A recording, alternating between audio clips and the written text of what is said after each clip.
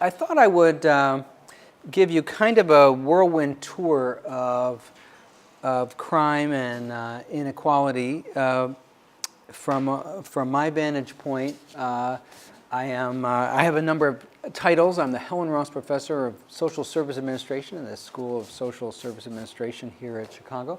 Also, I co-direct the University of Chicago Crime Lab and Health Lab. And I'll tell you a lot about the work that I've been doing. Here's sort of my coda for today. You should feel free to ask me questions. And this is the University of Chicago, so we play by Chicago rules. I'll try to give you a sense of what we try to do in our work. And we try to play the long game in our partnerships with community organizations and the city of Chicago and other researchers, where we're trying to rigorously evaluate realistic interventions. So if you tell me that we have an intervention that costs $40,000 per child and that brings a child from one of Chicago's most challenged neighborhoods to the University of Chicago Psychiatry Department where we do this amazing intervention, and that results in a great outcome for that person. I'm really happy that an intervention like that shows what's possible, but that's kind of not what we do. We're interested in things that we could give that would help 50,000 kids and maybe cost $3,000 per child rather than $30,000 per child, and that are kind of doable at scale. And because that's the need that's out there in a city like Chicago. Now, many of you are here because you're interested in fundamental issues of inequality and the structures of American society that don't work very well for many of our citizens. And I think one of the things that I'll be talking about today is you want to see, but also see past those structural issues so that you can focus on how do we understand the structural inequalities, but also how we can understand things we can accomplish in the here and now while those inequalities are such a present and important part of American life. And that means maintaining kind of the right combination of patience and urgency and what I like to call realistic evidence-based optimism in attacking problems. I've got a lot of slides today.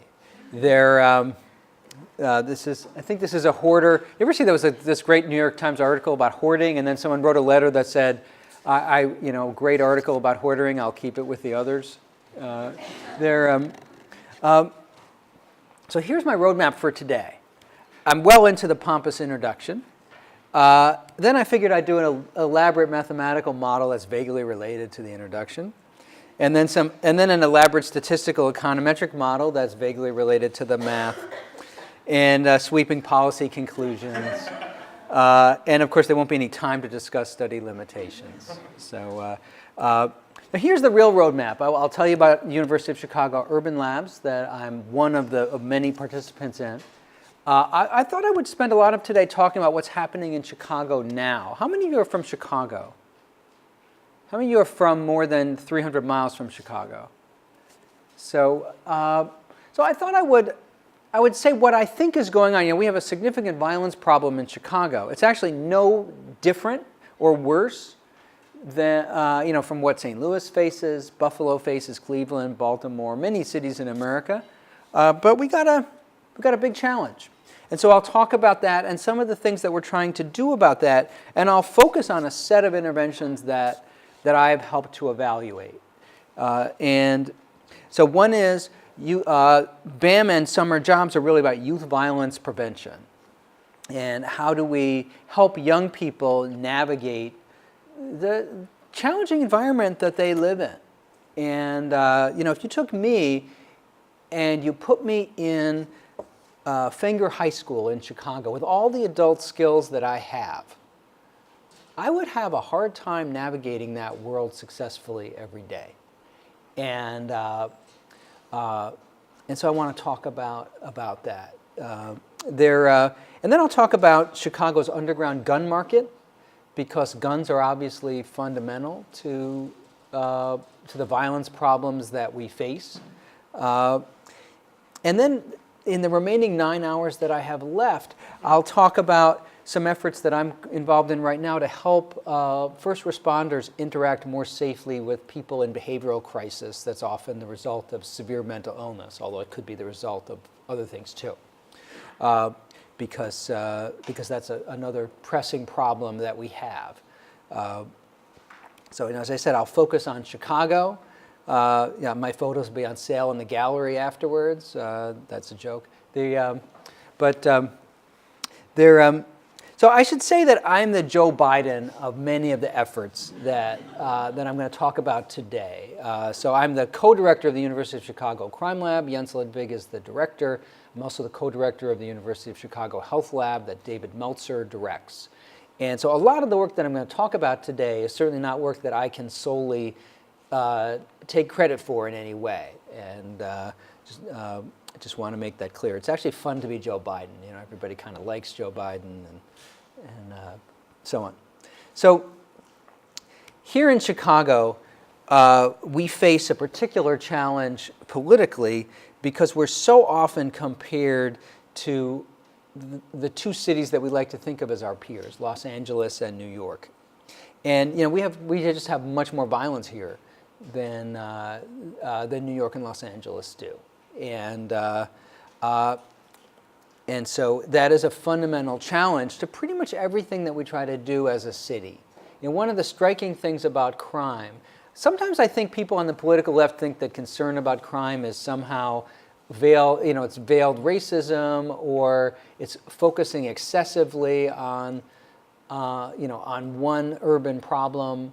But the truth is that it's in every single problem that you want to solve in urban America, it somehow is made more difficult when the violence problem is severe.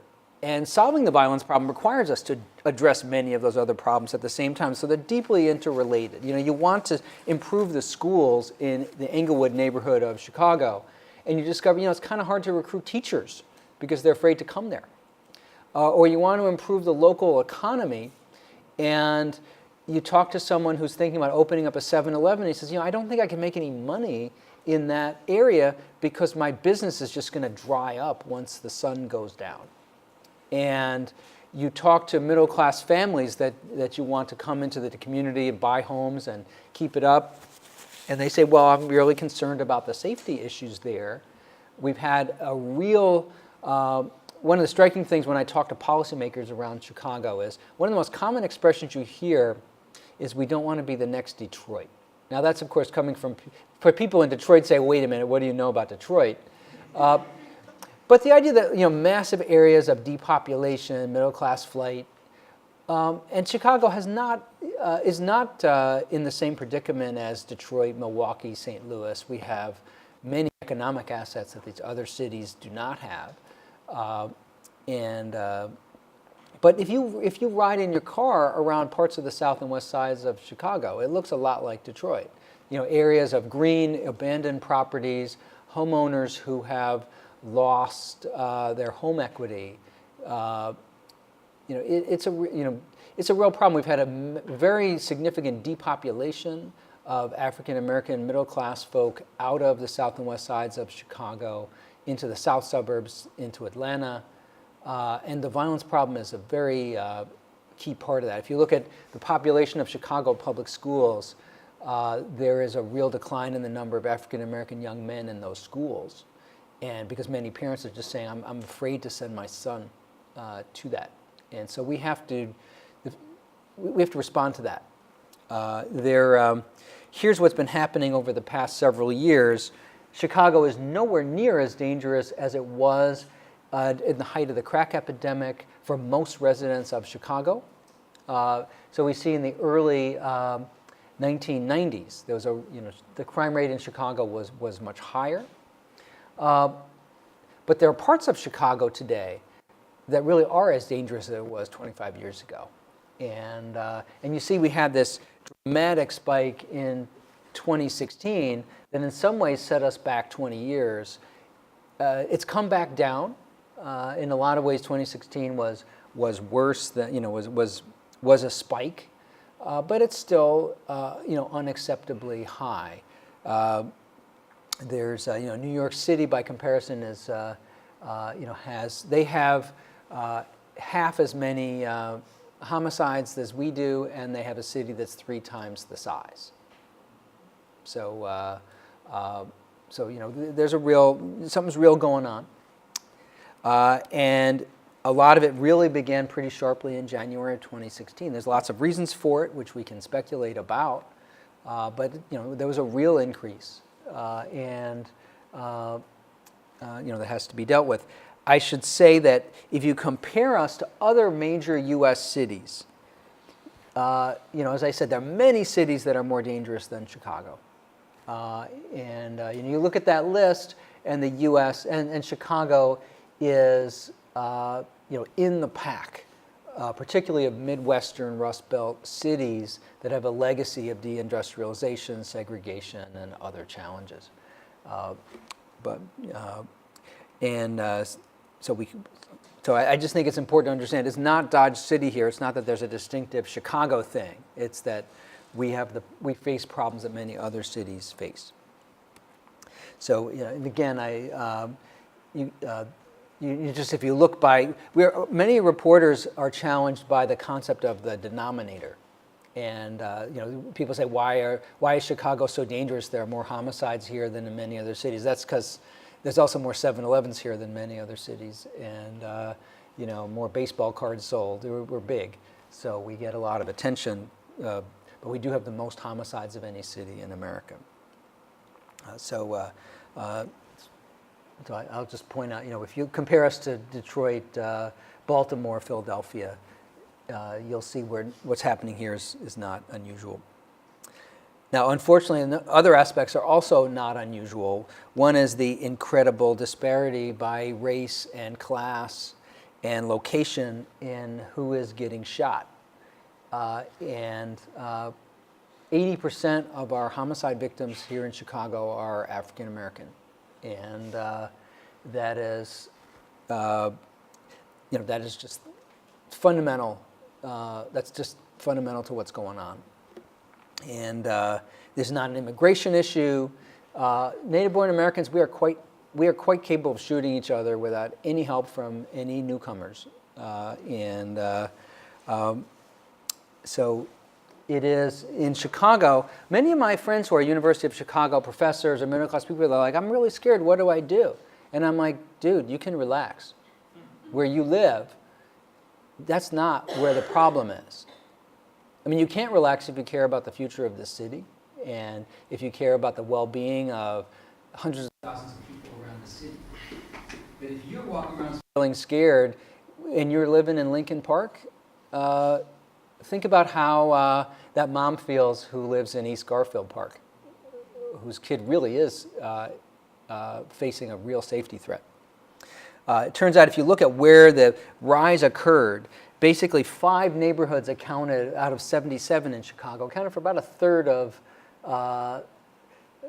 Chicago homicides and much of the increase. So the red parts of that map are really where the problem is in terms of the real increase numerically. So it's really quite, it's a concentrated issue in Chicago, and it reflects the history of Chicago, where we've chosen to build public housing, where we've made public investments, and also where the nation has made investments. One of the striking things is that liberals and conservatives there's a big conversation about what Rahm Emanuel should do differently about this problem. And holding Rahm Emanuel accountable for this real spike in crime. And at one level that's appropriate because he's the mayor of the city, and we have to ask, is he doing what he needs to do to create a great relationship between police and community, to make investments where they're most needed, to be a leader in the face of this challenge. On the other hand, there's an aspect of that that is completely crazy. Mayor Emanuel does not control national economic policies that punish cities. He does not control a national gun market that provides the weapons that are used in many of these homicides.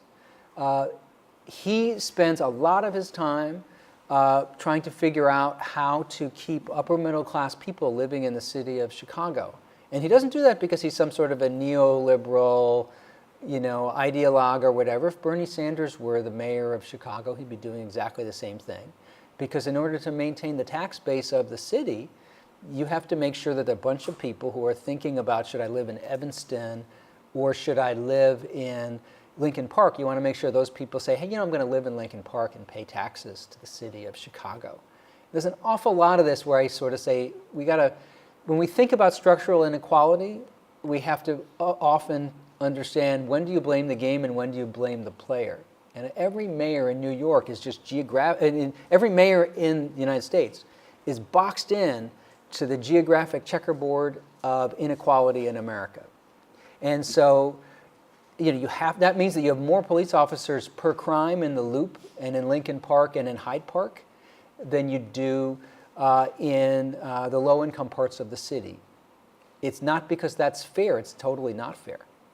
But it's because the economic pressures to keep the folks who keep the lights on economically in the city are just so pressing on policymakers across the spectrum. And I think we put way too much accountability on mayors and way too little on governors and presidents and congresspeople about many of the urban problems that we face. And it is, our university lab school is a great example of the paradoxes and tensions that urban America faces.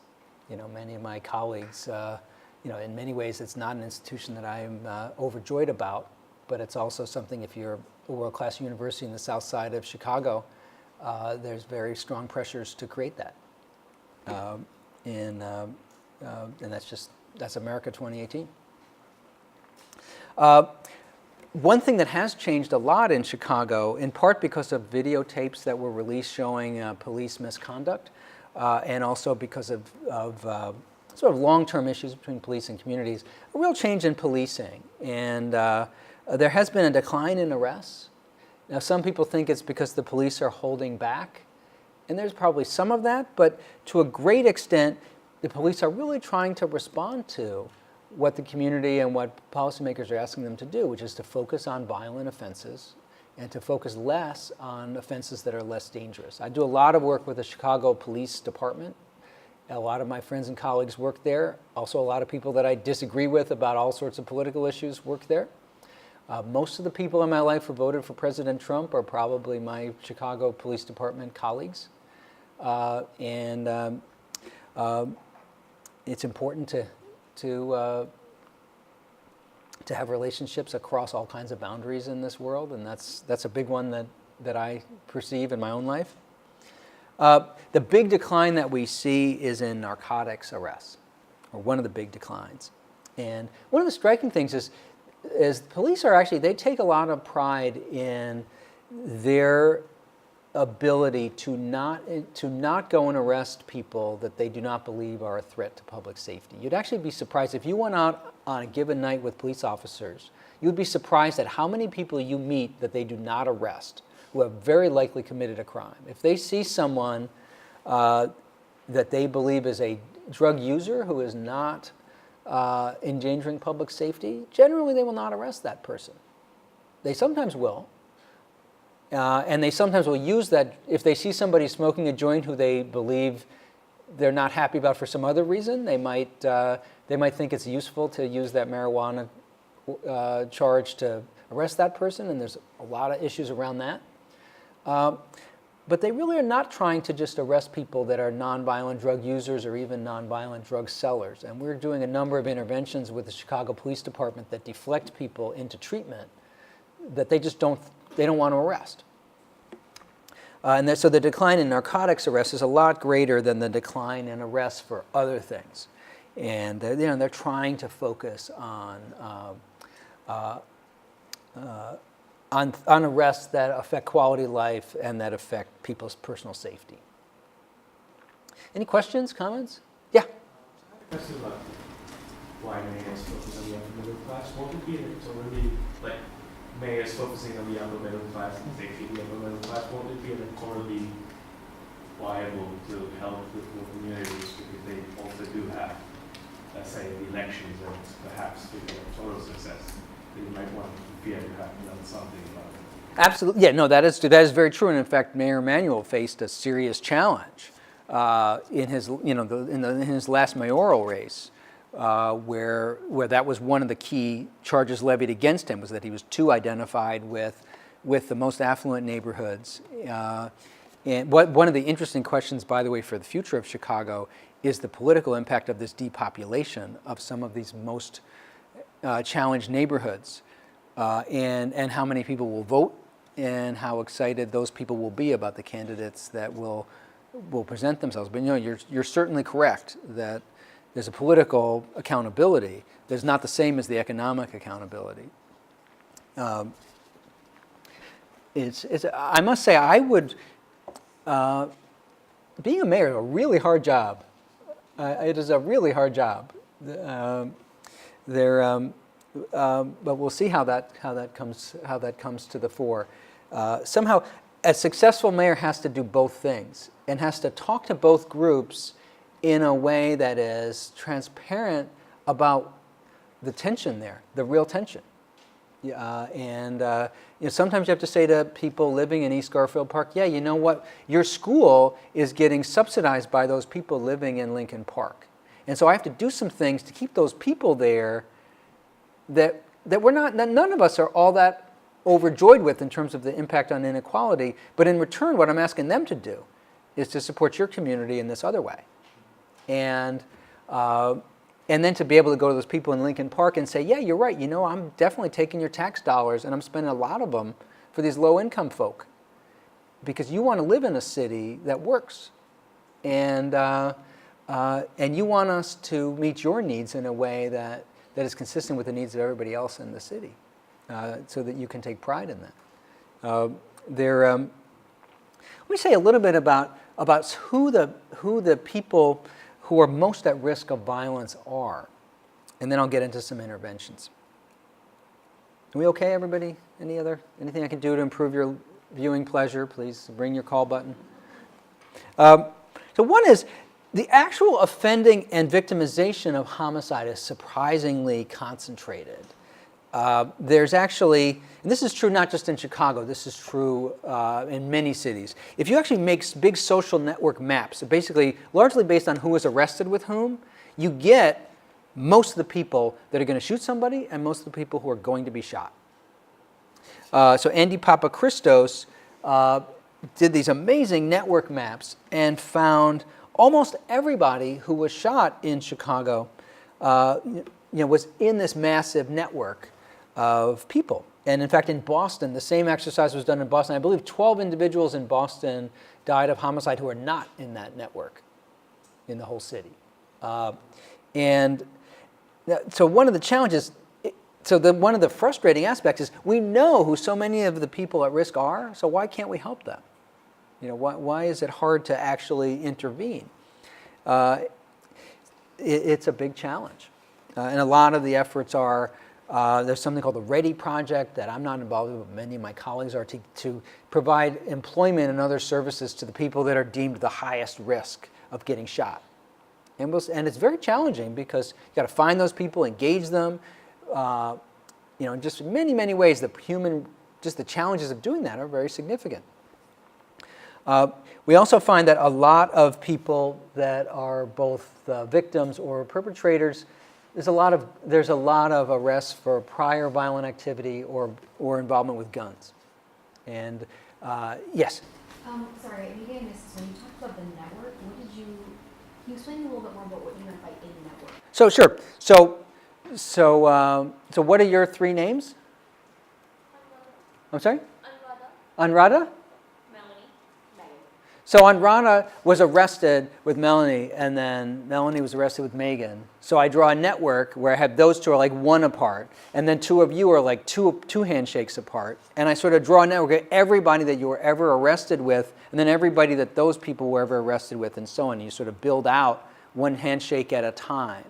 And one of the things that Papa Christos found, for example, is if somebody that's one handshake from me is arrested with a gun, it's a lot more likely that I've got some gun issue going on.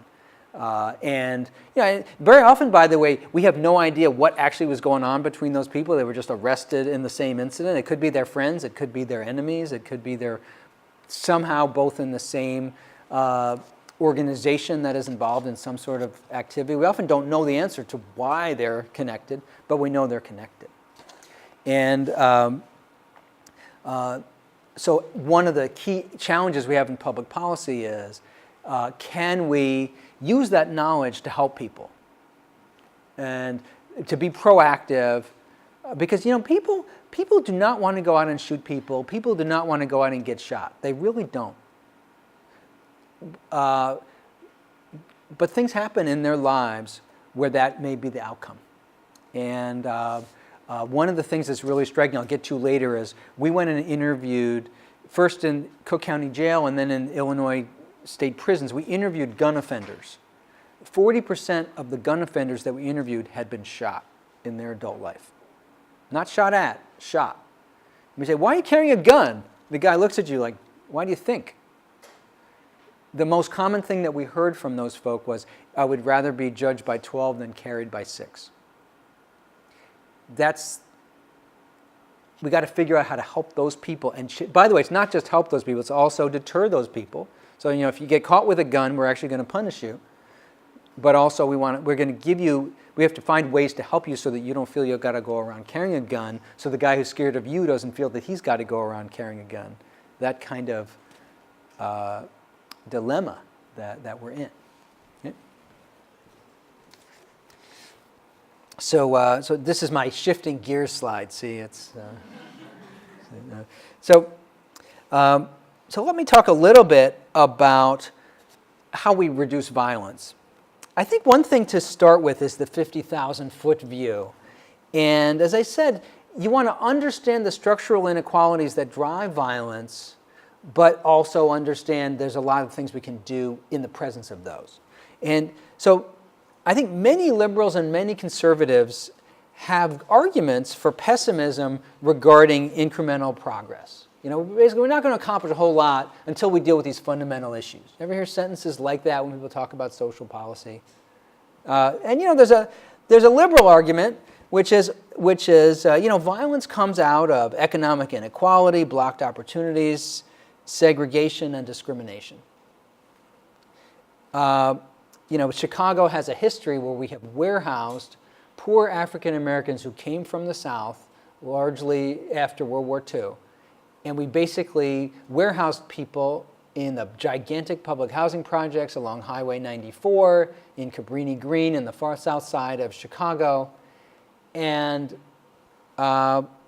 provided dramatically substandard education and economic opportunities, poor public transportation, etc. That's why we have violence. And all we have to do to reduce the violence is deal with the poverty and discrimination and segregation. And that is not a stupid argument. Not a stupid argument at all. There's also a conservative argument, which, by the way, may actually not be inconsistent with this liberal argument, but it's the one that many conservatives emphasize, which is violence comes out of a lot of the negativity that comes from some of the cultural challenges that we have in America. We have a lot of young men who are growing up without adult men who are showing them the way. And they pick up a lot of bad values from popular culture.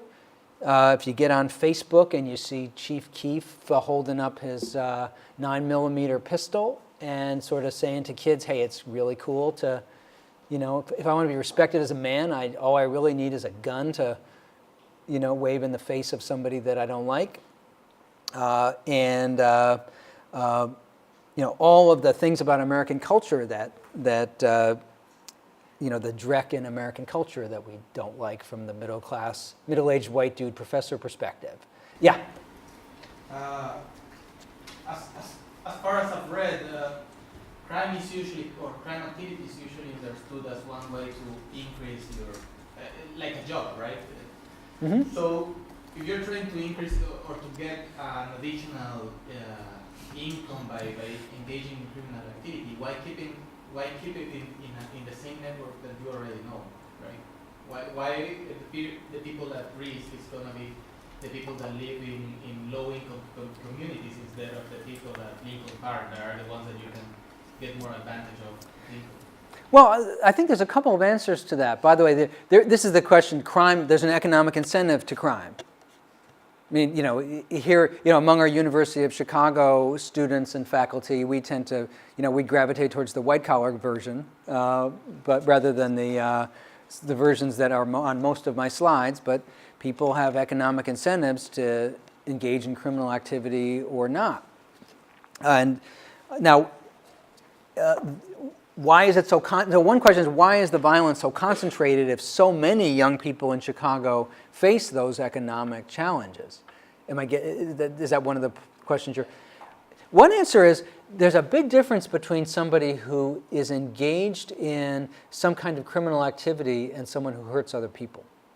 And now hurting other people sometimes happens in the course of criminal activity, but a lot of the young people that we talk to in juvenile detention or in the jail, they might be selling drugs, they might be doing various things that are illegal, they might be engaged in property crime. They're not trying to hurt people, and very often the violence is coming out of very particular set of issues I got with some other guy who's being violent towards me and I'm being violent towards him. And economics matters, but economics matters in a more complicated way. Lethal violence is not this. The issues that create lethal violence are different from the issues that create different kinds of crime. They're overlapping. There's a Venn diagram there, but they're different. I think that's the best off-the-cuff answer that I could give to that. But there's no question that many, many low-income people are just not, the violence is not the issue, but other kinds of criminal activity may be an issue. Yeah. I'm sorry, but just a bit of background about guns. Mm-hmm. Could you just walk into Walmart in Illinois and buy a gun, or how does that work? Let me come back to, I'm going to talk about the underground gun market. Chicago itself has pretty stringent gun laws. But if you go outside the city of Chicago, the gun laws become progressively less stringent. You do need to have what's called a FOIA card in Illinois. You can't just go in and buy a gun with nothing in the background. But it is less stringent outside the city of Chicago. And then when you cross into Indiana, which you could, from my house, you could bicycle into Indiana, the laws are less stringent in Indiana. And one of the challenges we have with guns is also a gun is a very durable thing. So a gun from 1985 actually works pretty well to shoot somebody.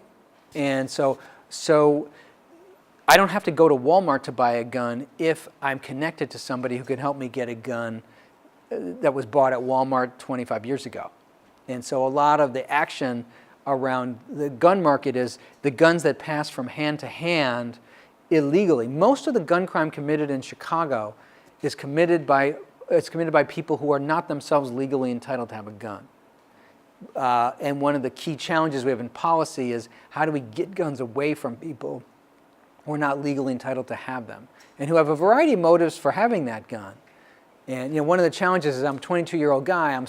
I've got an issue why I'm worried about my safety, so I get hold of the gun, and then I'm walking down the street and some guy starts looking at my girlfriend, and before I know it, we're into something when that gun is here. And that's some of the gun violence too. But we'll come back to that. So I would say neither the liberal nor the conservative arguments that I just gave you, they are not stupid arguments at all, but you can see how they can be disempowering You know, the argument, the way that we reduce violence is to get rid of segregation and discrimination. That's kind of the year 2050 or 2100 plan for many American cities. What can we do in the here and now with realistic interventions when we have these things? You know, the same as, you know, it would be better if we had, if every child had two loving parents who had who were sort of spending lots of time reading to them and had the economic resources and the time and everything to be fantastic parents. That'd be great. Like, I'm totally for that. That's not, a lot of kids in Chicago are going to be raised in more challenging circumstances. How do we help those kids? And there's a way in which the focus on the long-term issues can become paralyzing and make people passive and pessimistic about things we can do now. Or it can lead us, in fact, in a scary direction. Suppose we say, you know, I believe people are committing crimes because of all these deep structural issues. And I'm really sad about those issues. I don't know how to solve those issues, but there's one thing I do know how to do, which is lock up this guy who is scaring me. And so you have to give people a sense. We have ways to promote public safety in the here and now with all of these challenges going on. We have to still work on all these challenges and understand how all these challenges matter in the lives of people, but maintain a sense of pragmatic purpose and a sense that there's a bunch of things we can do right now that would help. No polio vaccine out there, but things that would help. So let's suppose that, let's put ourselves in the mindset of a lot of the people, not that much younger than most of the people around this room. So, you know, I'm a 19-year-old kid. I live in, say, Altgeld Gardens in the far south side of Chicago, not too far from my house. And I'm just kind of walking around in my life. And, you know, I'm a 19-year-old young man, so I'm testosteronically stimulated. I've got a lot of peer influences that are important to me. I'm thinking a lot about how to be a man and how to be respected as a man in my life. And I've got a lot going on in my mental toolkit because I'm a human being that is actually exactly the same as Harold Pollack's mental toolkit, but I've got a totally different environment that I'm navigating. So, so one thing is the issue of myopic decision-making. You know, if I right now put a bunch of really great treats out in the front of the room and they're probably not that great for you, most of us would say, you know, I'll worry about you know, the long-term health consequences later, and that's an awesome-looking donut. You know, that's. But somebody said that Scott Pruitt, you know, Scott Pruitt, the guy who got fired from the EPA, someone said he failed the corruption marshmallow test. If he just hung on, been a little bit less egregious, he could have sold himself out in a much more profit-making way. They're catastrophizing. Anybody remember when you were an adolescent?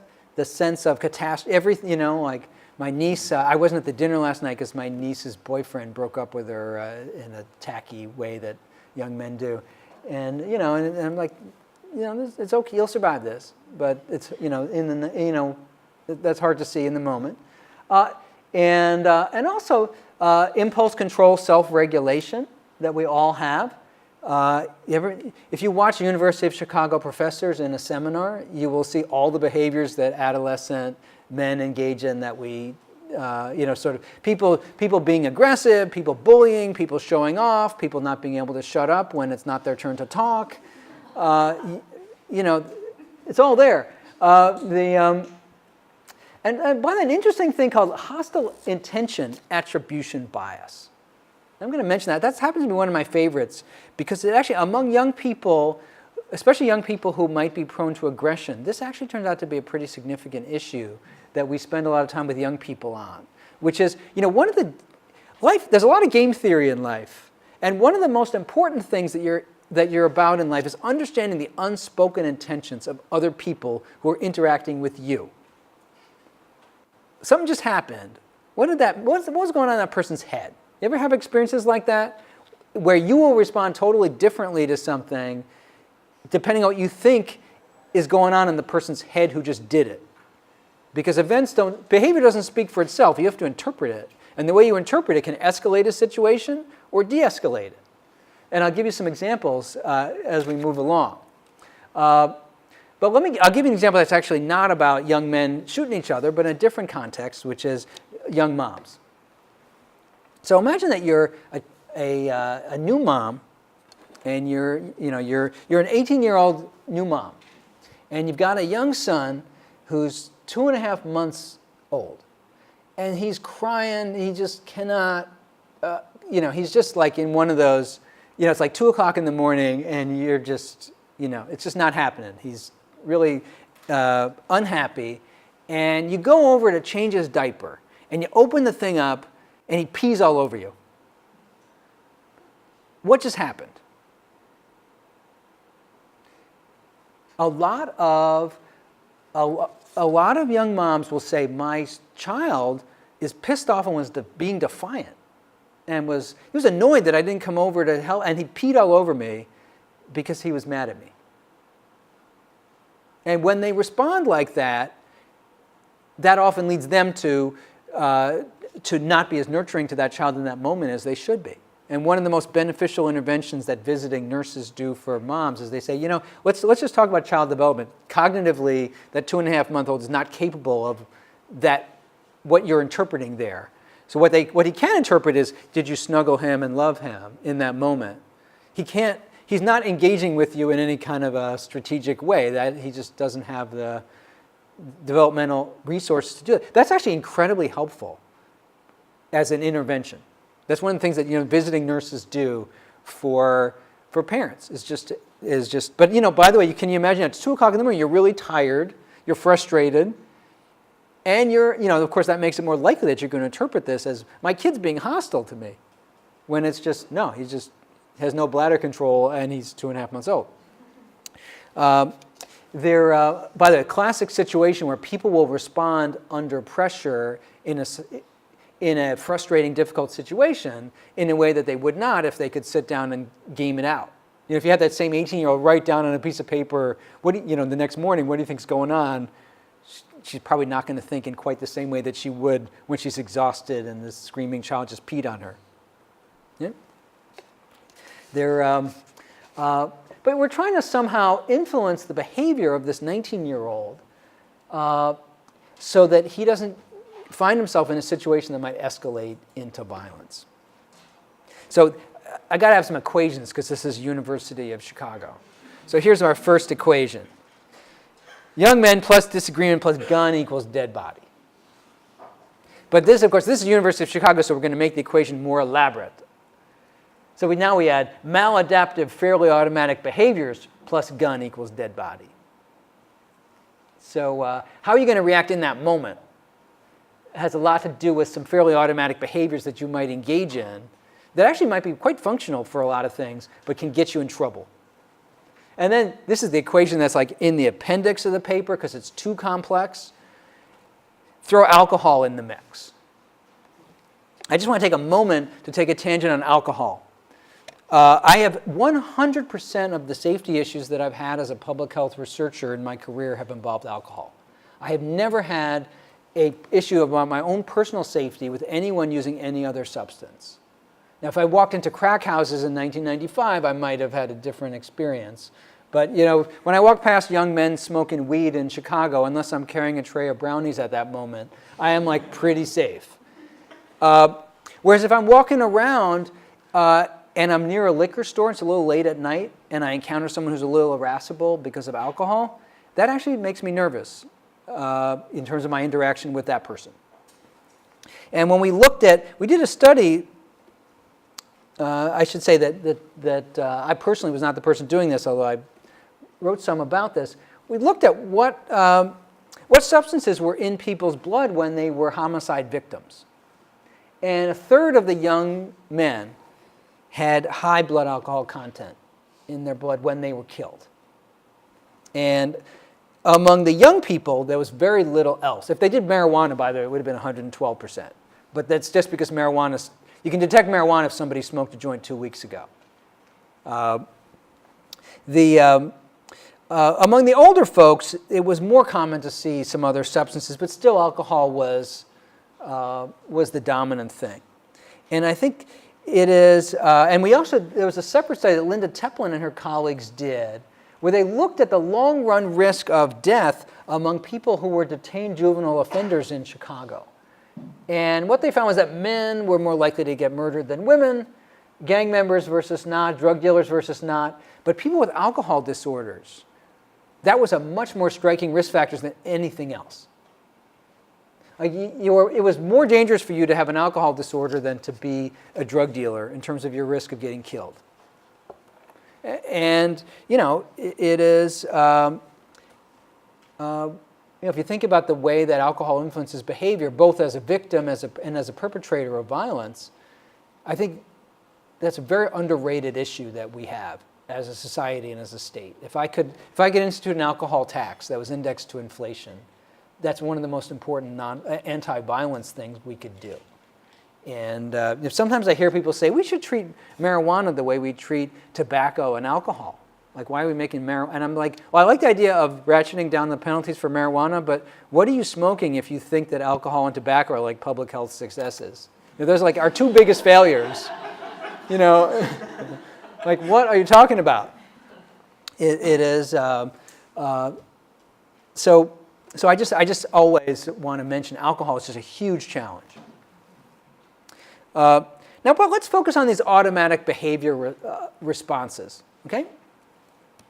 So let's suppose that I'm a rich kid in Hyde Park. This is a slide that my colleague Jens Ludwig made from our work. Jens and I did a lot of, he's the PI in a lot of the studies, and I'm going to talk about one that I was the PI on. But imagine that you're walking to school down the street, and some big kid comes over and says, give me your phone. I think every University of Chicago faculty member who has a kid in Hyde Park, they basically tell their kid, give up the phone. First of all, there's no object that is worth you getting hurt seriously over it. And plus, there's lots of people around who can help. You find a teacher, find a UCPD person, find somebody that can help you. And I don't want you to fight somebody to keep your phone. And if you're in school and you go, before your math class, the teacher's like, hey, let's sit down so we can start class. You're like, whatever. I mean, probably if you're a smart aleck teenage boy, you've added some, you might be a jerk about it, but, that's not a big deal situation. And in the school hallway, you're walking down the hallway and some kid steps on your shoe. Like if I'm walking down here, some guy bumps into me. What I'm really thinking is, what a doofus. And he's probably checking his phone and is not watching where he's going. And then it's like, what's for lunch? Nothing has occurred here. It's just some annoying guy bumped into me. Well, now let's take that same situation and move it to Harper High School in Englewood. So now, some bigger kid comes up to you and says, give me your phone. And your response is not to give the phone. Okay? And in school, you're mulling around. By the way, we'll come back to this. Or you're in school and your math teacher comes up to you and she kind of gets in your face in front of your friends and she's like, hey, sit down so we can start. How kids respond is a little more of a puzzle, and I'll come back to that in a minute. And I'm in the hallway and a kid steps on my sneaker. How would you respond to that if it's you? But I'm sorry, this is a gendered thing. A lot of my conversations about young men, because young men are the ones most likely to be shot, but we're doing some stuff with girls in the same schools and many of the same issues. So I'm walking down the hallway, and somebody goes and steps on my shoe. How should I respond to that?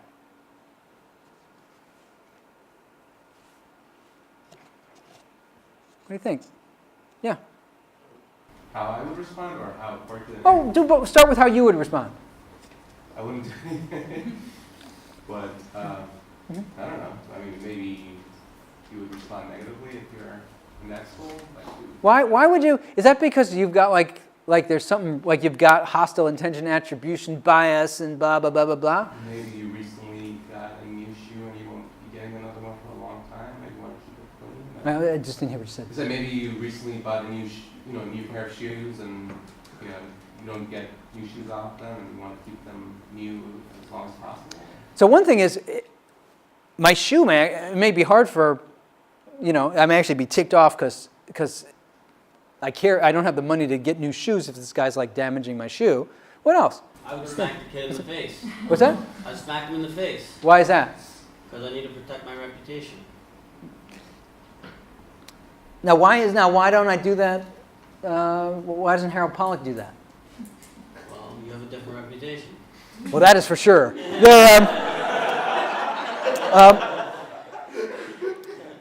When I talk to kids in high schools in Chicago, one of the things they're kind of fascinated by is that I can be this dweeby adult male, and it doesn't matter. I mean, I was sitting at lunch with a bunch of kids, and this kid's like, I could totally kick your ass. And I'm like, no kidding. I'm like this out of shape, shrimpy, middle-aged guy. I hope you're going to gym class. And the fact that I can navigate my world and my physical toughness is just not important. By the way, it's not that it's totally unimportant from my conception of myself as a man. Remember, I went to one of these high schools, and I went to Burger King after I had a meeting, and I'm walking out the door, and this guy, I'm like, have my tray, and this kid like jostles my tray, and he like clearly does it kind of on purpose, and my soda's like almost spills, whatever, and he's got a couple of his friends there, and they're kind of laughing, and I was like I got to smack this guy in the face. It was not actually my reputation. It was that I was pissed. And this guy's like, he's bullying me. And I'm sitting here, I'm thinking, like, I'm a University of Chicago professor. This does not matter in my life at all. But in this moment, this guy demeaned me as a man, and that actually did matter. And I'm not a 19-year-old boy dealing with, where, we care about stuff like that. But the reputation issue is very significant. And it's not anything about that kid's mental health or impulsivity or anything else. It's like, there's people watching. And they're going to interpret how I respond. Like, is this a guy who can be punked? And I have to respond to that so that people know, because I got to walk home. Jeffrey Canada has a story where he was out. He wrote a book called Fist, Stick, Knife, Gun. He's also the founder of the Harlem Children's Zone. Really interesting guy. Where he talked about how he had this really nice jacket, and his mom was like, I don't have the money. He grew up in Harlem. He's like, she says, I don't have the money to get you another jacket if some tougher kid can just come and take it. So there was some situation at the park where a kid came and bullied his brother, and they came home, and his mom was like, well, what did you guys do? You can't allow people to do that. And it wasn't that she was like a bad mom. She was just like, you got to be tough out there because that's the environment that you live in. And, if I told you, in our interventions, we never tell the kids, never fight. That's basically a way of saying, never listen to us again. These kids know, by the way, that, telling these kids guns are bad, fighting is dangerous, they know that. They know that because people in their lives have been badly hurt by violence. These kids have the same values that I have, but they live in a totally different environment as far as what it's like to day-to-day live out those values. And this deterrence issue is a real issue. Now, the problem is, of course, if you smack that kid in the face, now he's got an issue because you just smacked him in the face. Maybe he did step on your shoe by accident, or maybe he was just joking around, but now you smacked him in the face. So now he's got to, how's he going to respond? He can't take that. So now all of a sudden, something bad is happening. And it's, in a way, it is the behavioral mistake by somebody maybe that produced it, but it's really the situation that they're in. It's like if I'm in a seminar, I'm a University of Chicago professor, and the norm is, if I put up a slide and somebody's questioning some aspect of it, I can't let that go without showing that I can rebut that. Well, that it's going to be a really combative thing, and it's because I'm trying to live in the world that I'm trying to navigate a world where there's a certain set of norms and incentives that is going to shape my behavior. And one of the challenges, by the way, is that there's a couple of challenges. One is that kids vary. There's that guy who just got traumatized. There was another hand up, by the way, I never got to. Did someone want to add to? I started to babble. I think you had your hand up. Did I get to your insight? The kids also vary. Maybe I'm not so good at judging the intentions of other people. Maybe I'm a little hot-headed. I'm just one of those people that's a little hot-headed. I'm obviously going to be the guy who's going to be the most likely to smack somebody at the small provocation because kids differ. Or maybe my parents were fighting last night and I came into school and I was a little wired. All those things matter too. So we have to help kids navigate that. Now let's get to this teacher thing. So let's suppose I'm a typical kid. Maybe I'm doing okay in school, but I'm not doing great. And I'm going to math class. And I'm like getting a C- right now. And I've been late a couple of times to class. And I walk in and the teacher, she gets in my face and she's like, dude, like we've all been waiting for you. And like, can you sit down so we can like do the work? And I look up and she's like right there, like right in front of my friends, treating me like a little kid. And I'm like 17. And I'm like, F you. And I storm out of the classroom and I punch a locker.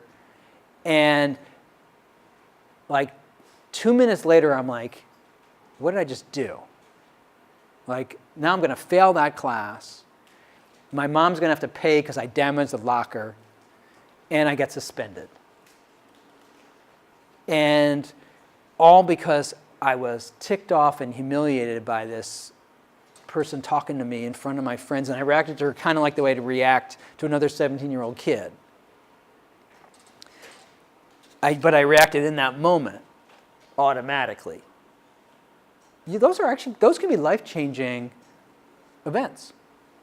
And the good thing about those is that you can help kids navigate those things better if you can help that kid slow down. If you explain to the kid later, you know what, it's probably not a great idea to curse out your teacher and storm out of the room and get suspended in a class that you might therefore fail. Like, they know that. They definitely know that because people are not stupid. But they may not know how to not act. They may, in that moment, forget that. And that's where those maladaptive scripted behaviors come in. So let's talk about the deterrence thing a little more. So one is, if you're in a situation where there's low social control, there's more of a need to be tough. So it turns out that if Elijah Anderson has a great book called Streetwise, where he talks about how there's actually less instigation in these environments, but there's kind of more serious stuff that happens when things do get instigated. If you look at polling in different schools, there's actually less bullying in a straightforward way in some of the schools where there's the most violence than there might be in a suburban, more affluent school. And at least there's some thought that, if I bully you, you might have an older brother who's going to come and really, really hurt me. So I'm not just going to like horse around and bully you in this environment. But when it does happen, it might escalate more. And sort of there's a sense that a lot of the violence we see in Chicago is retaliatory violence, and that's one of the real challenges that we face. So it becomes rational to smack that guy walking down the hall. And now one of the ironies of this situation is that if I'm the faculty kid in Hyde Park, most of the time I feel really safe, and my automatic behaviors are kind of assuming that I'm going to be safe. Somebody steps on my sneaker, it's no big deal. Somebody takes my phone, my parents could get me another phone. my automatic behaviors are kind of a little more chill in the area of personal violence. So it's less likely that I'm going to do something that might accidentally really escalate something because most of my life I don't have to be on a hair trigger in the same way that the kid does in Fenger High School. So you have to somehow have the kids in Fenger High School need more help in interventions to help them slow down and think and to be reflective in those moments where life sometimes turns. Okay? This is where cognitive behavioral therapies come in and measures like that.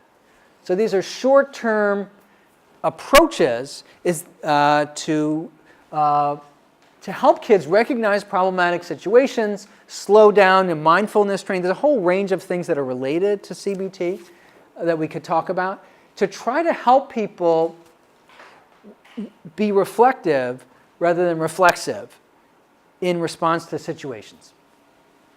And there's a lot of evidence that that CBT can be helpful. And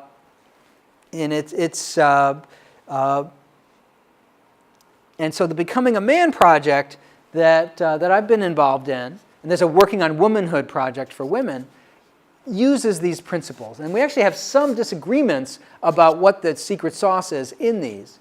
But you try to help kids with realistic things that to help them slow down and to understand that they have these scripts and they don't have to always follow them. And so one example, so what are your two names? What's your name? Diego? Diego? It's Abi. Abi? Yes. So Diego and Abi will play this game called the fist exercise. So we say, you know what, Abi, I'm going to give you this ball. You hold on to Diego, your job is to get the ball. Go. And the two kids just start beating the crap out of each other. And then the adult says, well, stop. And then, Diego, did you ask him for the ball? It's more fun. Yeah, that's pretty much what they. And then the kid said, "Well, you didn't tell me there were like rules." And then, what would you have done if he asked you for the ball? I think I would have just given. That's what the kids often say. Or Diego says, "Yeah, I said give me the blank and ball," and of course he said no. And the homework assignment from this fist exercise is each of these little exercises comes with a homework assignment. The homework assignment is go find an adult in the school and convince them to do something that you want them to do. And then come back and tell us how you did that. Where you persuade them, maybe it's a security guard that you want to help with something. And come back and explain how you negotiated that. And the thing about these exercises, first of all, any therapy that you do with young people, you don't call it therapy. You don't like we're going to meet once a week for group therapy. Like that doesn't, for a lot of young people, that doesn't compute. And the fact that these things are kind of a little bit edgy is kind of a way of engaging the kids. I don't like the thing where they're actually beating the crap out of each other.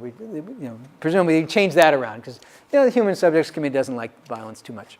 But you try to get kids, you put them in role plays and situations where they are forced to kind of confront some of the things that are going on in their thought processes to help them to understand this is going on. How can you slow it down? Now, I should say that I think that there's some disagreement about how much these sort of curricular elements matter and how much just there are these awesome mentors who operate the program who are men who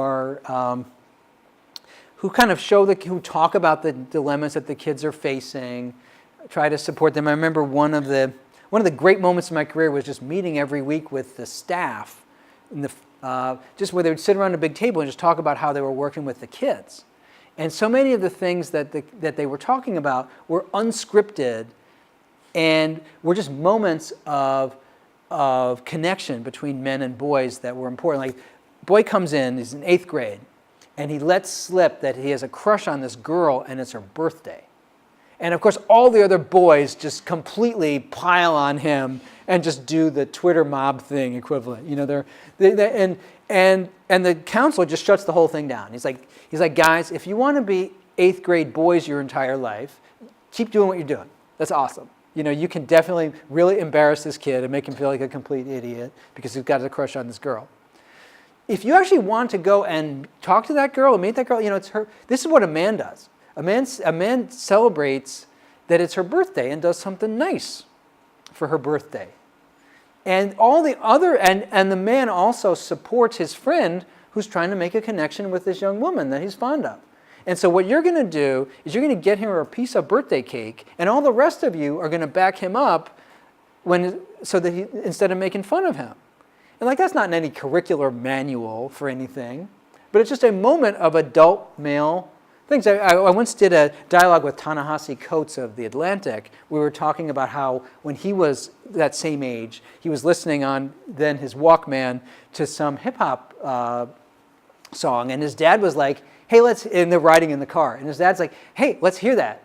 And Ta-Nehisi knows that like the lyrics are like these really sort of sexually explicit, somewhat misogynistic hip-hop things. His dad's like, Dad, it's okay now. And his dad's like, no, let's put it in the tape player. Let's listen to it. So he puts it in the tape player. It goes, and his dad's like, wow, that's really garbage.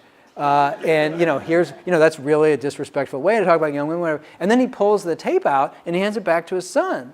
And Ta-Nehisi's like, well, why did you give me the tape back if you just completely, you know? And he's like, I told you, you know, basically, I told you what I thought about this thing you were listening to. You're a young man. It's up to you now.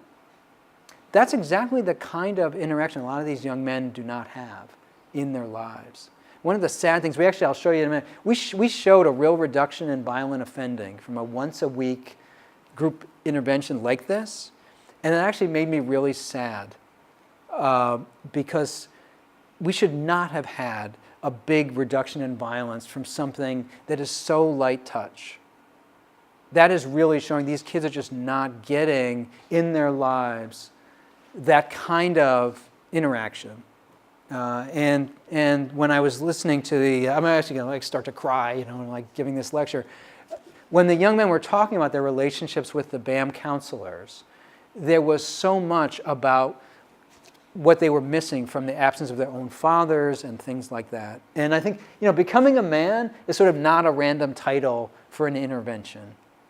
And, you know, young men and women need to know how they can be successful, honored men and women in their lives. And they're not, and that roadmap is often not there for them. And they actually have all the right values. They really do. I mean, most, you know, kids, I don't have to tell kids it's really bad when people get hurt. Crime is bad. It hurts communities. They see that every day.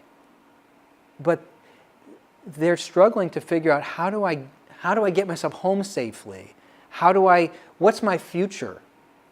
Why am I making an effort in school when I sort of see my mom getting up every morning at 5:30 to go to her crappy job where she doesn't earn very much money, and she's like doing everything the way everybody's telling me I should be doing it, and it doesn't seem to be paying off for her. Like that's what you're up against, is what they see in the world around them, and I think it's a very powerful. We have to, and that's where the structural inequalities, by the way, that creates the day-to-day environment that creates their reaction to other people. And then we look at their reaction to other people and say, wow, that kid is really messed up. No, that kid is responding often in a very human way to the world that we have presented. If we say to young people, it's up to you to keep yourself safe, we're not going to like a lot of the strategies that they come up with to make sure that they're safe. So that's so we did this analysis, and we did what's called an intent to treat analysis. Anybody know what intent to treat is? Anybody here a study design guru? What's intent to treat? It's just being assigned to treatment and how much that has a change, whether or not they actually took up the treatment. Bingo.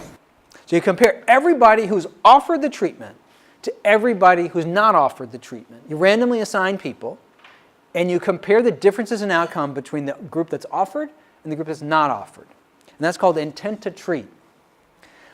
Why don't we compare the outcomes of the people who got the intervention with the impacts on the people who didn't get the intervention? So we can go straight to the Journal of Selection Bias. if we want to do that. So there's lots of reasons why people offer the treatment might not take it, and they might be very related to what's going to happen to them. And so one of the things that we found, by the way, I'll get to, is that the people that were offered the treatment who didn't take the treatment had the worst outcomes of anybody. And a lot of the reasons why they didn't take up the treatment was stuff like there was a consent form that went home with the kid that had to come back. And if your family sort of wasn't, most of the parents actually kind of wanted their kids to have the intervention, but you had to be sort of together enough to make it happen that the consent form got back and all this kind of stuff. And if you're under a lot of family stress, maybe this doesn't happen. Also, a lot of the kids that were assigned to the treatment, they ended up moving to a different school. We could actually track them in their outcomes, but something happened, so they never showed up at the school where they were expected to be, and that was, needless to say, a risk factor for other bad things happening. But we did this true randomized trial where we compared everybody offered the treatment to everybody that wasn't offered the treatment, and we looked at what the impact was. Now, we backed out of that all, so you can, once you do that, you can back out what was the effect of the treatment among the people who actually took it. Statistically, we can kind of figure that out. You know, roughly, suppose that, for example, half of the people offered the treatment took it. Whatever the average difference is between those two groups, it was all coming from that half that actually took the treatment. So you can back out from that what the benefit must have been for those kids in order to move the averages. And I'm happy to answer more questions about those kinds of methodological points. Here's kind of the intervention. It's a 27-week curriculum, 1 session per week with 10 or 15 students per thing. The session occurred during the school day. One of the incentives to do it was that you got to miss a class. Teachers weren't all that overjoyed about it until they realized that, yeah, day 5 he wasn't here, but days 1 to 4 he stopped being the class clown. And they focus on these values: integrity, accountability, self-determination, positive anger expression, and visionary goal setting. So how to think for the future. Telling kids it's okay to be angry. They talked a lot about warrior energy. That you want to be, when you're angry, you want to be a warrior. A warrior doesn't go nuts and smack everybody in the face every time he's angry. He's controlled and strategic. Accountability. Did you actually do your homework that was assigned? Weekly check-ins, a whole variety of things. And they also had, so there was an individual counseling component that the counselor was just there. And lots of times kids would drop in to the counselor's office. Some of the conversations were sort of so awesome for people that, anybody here work with adolescents in some aspect of your, so like somebody would come into the counselor's office and say, I'm going to kick Diego's ass. There's nothing that you can do to stop me. And of course, why do you think the kid's in the office? That's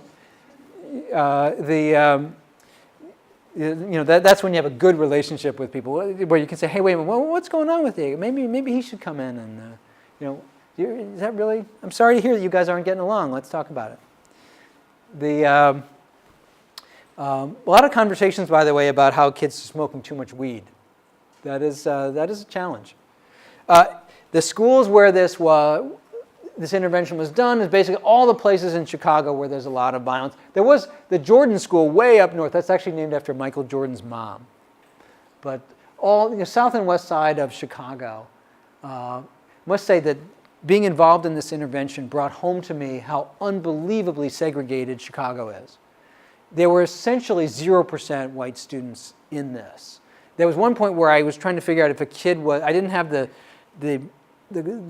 data dictionary that had all the ethnicities, and I was trying to figure out if this kid was white or Native American, because there were just a few kids that didn't match the standard ethnicity of the schools. And but at Harper High School, Fenger was where a kid was actually murdered at Fenger High School with a 2x4 out in public, and there was a cell phone video that was on CNN. There was like a mob killing, like there were kids kind of mobbed a kid, and they hit him in the head with a 2x4 and he died.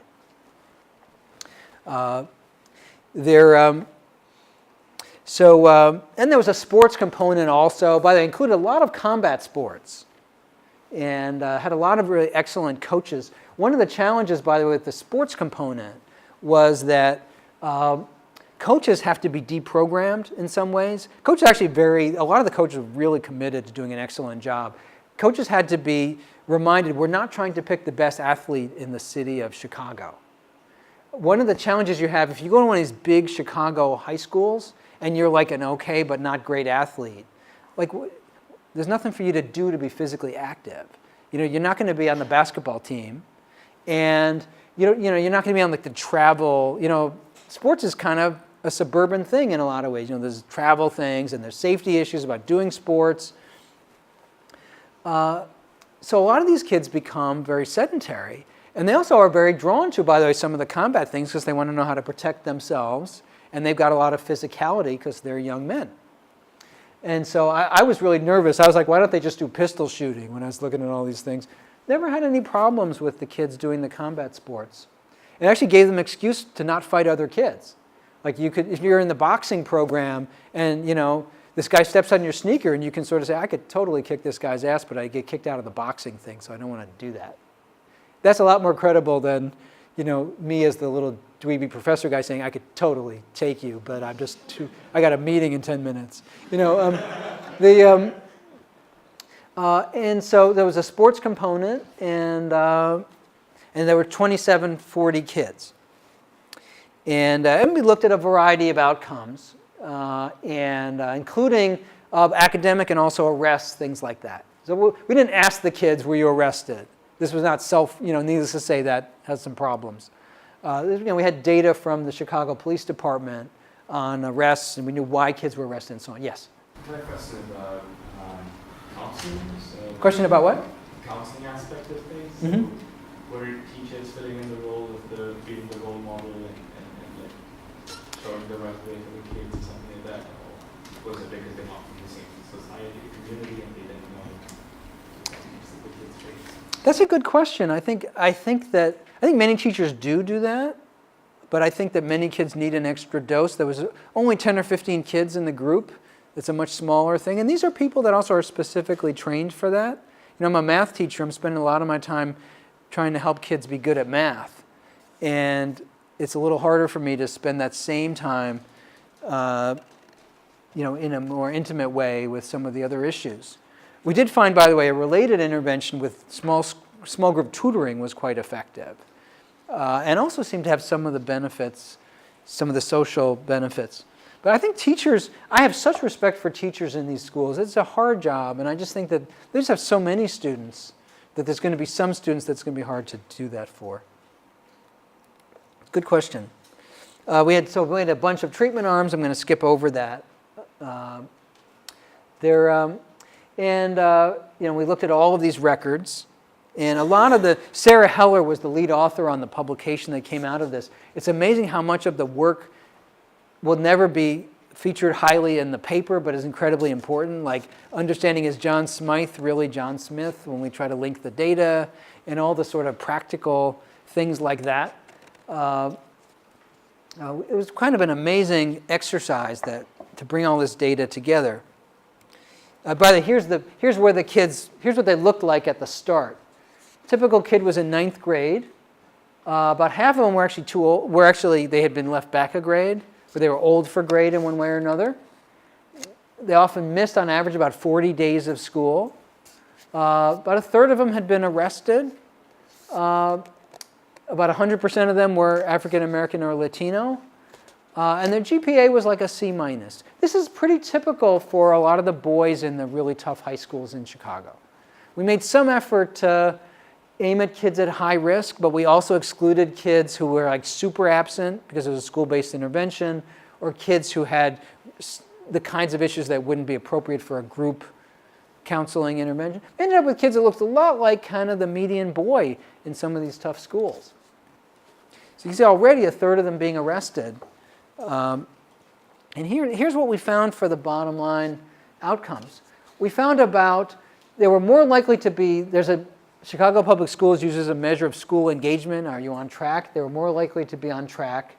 We saw in the program year, this is the program year and the follow-up year. We found about 8 fewer arrests per 100 kids during the program year. But interestingly enough, the whole effect faded out after the program was over, which is disappointing. But we got a real reduction in arrests. And we also found that they were less likely to end up in a school. You know, if you get in a lot of trouble in Chicago, you end up in a school that is associated with the juvenile justice system. They were less likely to end up in one of those schools. This is an intervention that costs something on the order of $1,100 or $1,400 per kid. So just to prove to you we have lots of numbers. So some pretty striking, the decline so this ITT is the differences in the average between the kids offered and the kids not offered. Yes? I was going to ask that about the previous graph, whether it's ITT or it's those who are actually treated. That was actually a good question. TOT. You're paying attention. Awesome. That is definitely, so those graphs were all, this LATE is really the effect of the treatment on the kids who actually got the treatment. It's actually called the latent average treatment effect. Okay? So we can never directly observe this. This we actually see in the data. It's the difference between our treatment group and our control group. And you control maybe for other aspects of the kid that are predictive. But you can once you have this, you can infer this. And roughly speaking, not entirely true, but roughly speaking, if you had a take-up of 50%, you double this one and you get pretty close to this one. Because the average is all being moved by the kids who actually participate. So if half the kids participated, you had to see roughly twice the effect on those kids for the average to move by half of that. And again, ending up in a juvenile justice school, even if the effect completely fades out after the intervention is over, you've still given them a year of protection, so their rap sheet, is shorter, and that makes a big difference for kids in the middle of high school. And that showed up in which school they ended up in. And we repeated the study, got also big effects, did a similar one in the juvenile detention center, got somewhat smaller percentages, although these kids were more criminally active, so actually prevented more crimes. And now we get to another related intervention was to combine the sort of CBT type stuff with jobs. Because suppose that you think that this question of there's an economic incentive to crime, well, giving kids a summer job might be a helpful thing to help them there. So we take a break at 10:30. Is that when we? Okay, I'll see. We'll see what. I'll take 5 minutes on this. So there's lots of reasons why employment is important. One of the really striking things to me is it's so hard for these kids to get jobs. They're competing with adults in their neighborhoods.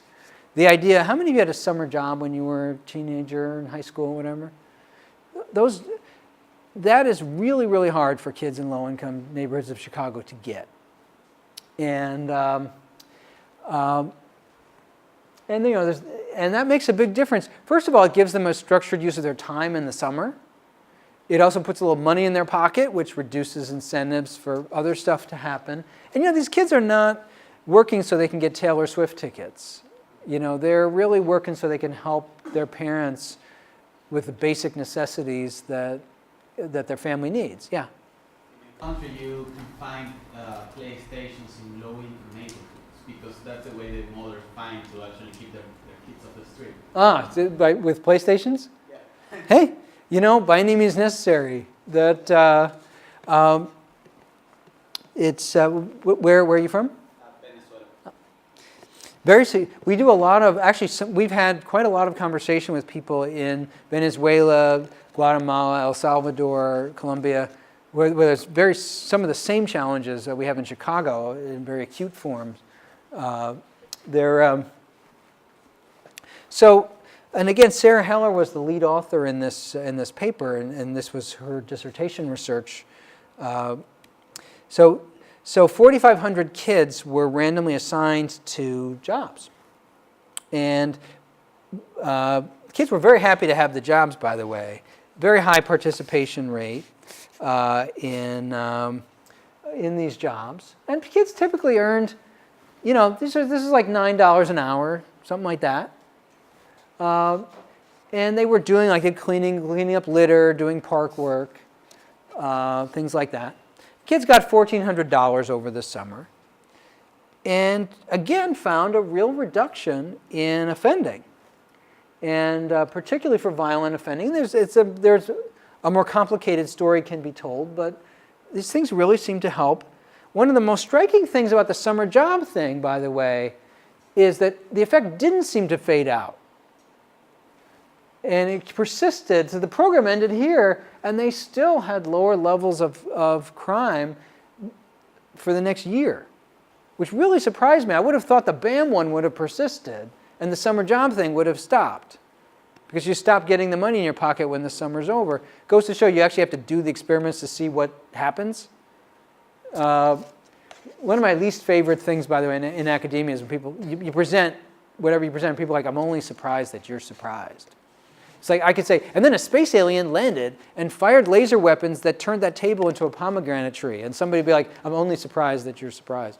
So we're so jaded to everything. And somehow there was something about the peer. One issue seems to be that during the summer, people set up these peer relationships that can be good or bad that really persist. And that probably played a role in why the program, giving somebody something useful to do in the summer not only kept them out of trouble in the summer, but then they weren't with their running buddies shoplifting in November. And so that seemed to help them. And so I'll say yes. I think given some sort of financial, like how to be shrewd with money and stuff like that, like those sort of trainings. I would say there was a little bit, but not much. And I think if you were doing this as a personal economic development, financial literacy thing, I don't think there was that much. That could have been certainly improved. So just to close, bookend this part of the talk. So one is everybody's sad about the violence, but very often people are thinking there's not much we can do about it. And what I see our core mission at Urban Labs is to give people that realistic sense of evidence-based optimism that feasible interventions can actually help people, that we can do at scale in the real-world environment of Chicago. When we do that, that's a home run.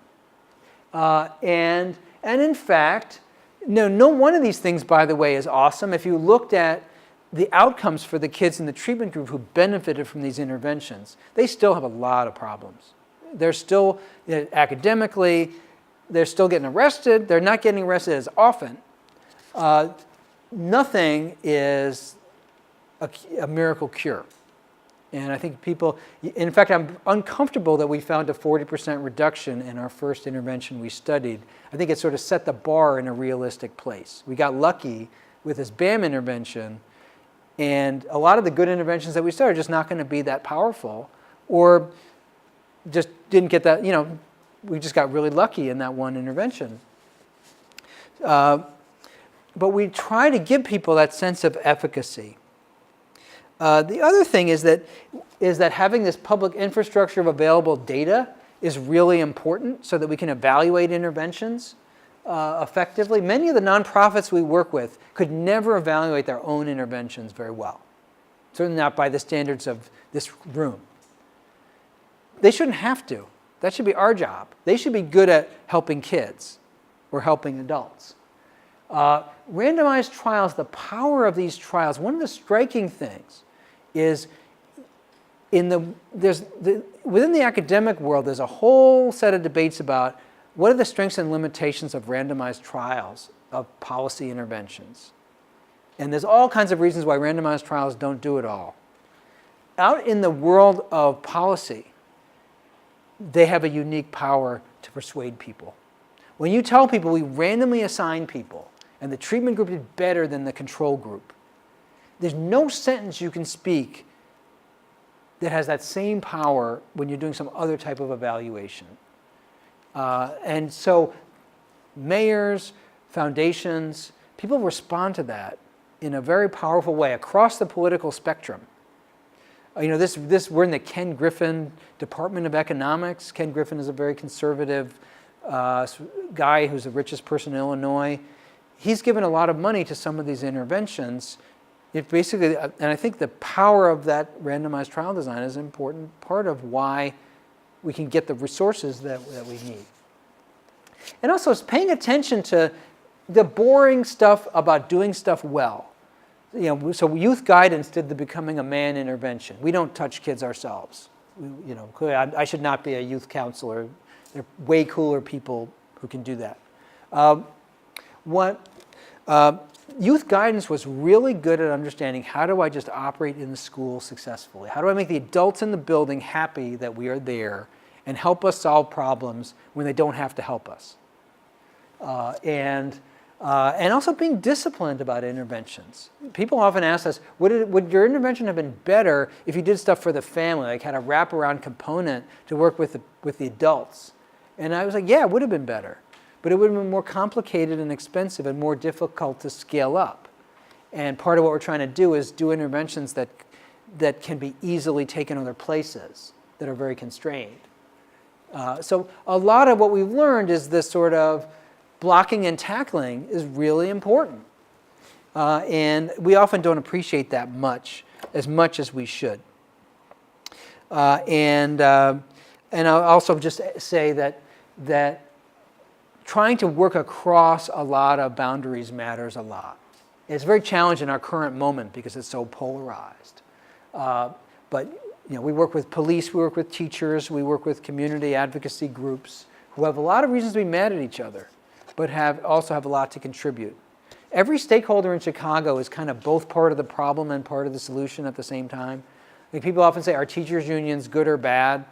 And the answer is, of course, yes. And you know, same with police unions and you know, community advocacy groups. Everybody's got something to contribute, and everybody has limitations to their perspective, including ourselves. Where I'll pick up when we come back is around the gun issue and around some policing issues. Actually, I'll continue exactly the conversation we were having at the break, which is I guess I can take this off. Which is the gun issue. There is a distinctive gun issue in the United States. If we had fewer guns, we would still have so many of the problems that we have, but we would have fewer dead bodies. And in fact, if you look at, this is some sort of PowerPoint failure. If you look at US crime rates, we are astonishingly average. Let me see if, I don't know quite why this is not working on our, there's something went wrong with this slide, but if you look at sexual assault, car theft, if you want to get your car stolen, they're quite happy to do that for you in Toronto. If you want to get mugged, they will do that for you in the London Tube. Pretty much every assault, if you look at the average among industrialized countries, almost every offense that does not involve guns, the US is basically at the median. And it's really striking. You know, people have, I think a lot of Americans across the spectrum think that Western Europe is different from what Western Europe actually is. You know, there actually is a significant amount of crime among pure wealthy democracies. But there's not the kind of crime that leads to people being dead. And we also have a significant suicide problem that is connected, which is different, but is also connected to the gun issue. Apologies for the technical failure here. But you know, in fact, if you look at the non-gun homicide rate, you know, we're not that different.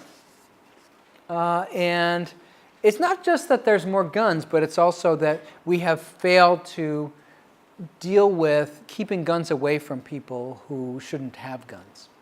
And there are many societies where hunting is common, and where where gun ownership is common, but where they've succeeded in a more effective way in monitoring who has guns more effectively and how those guns are used.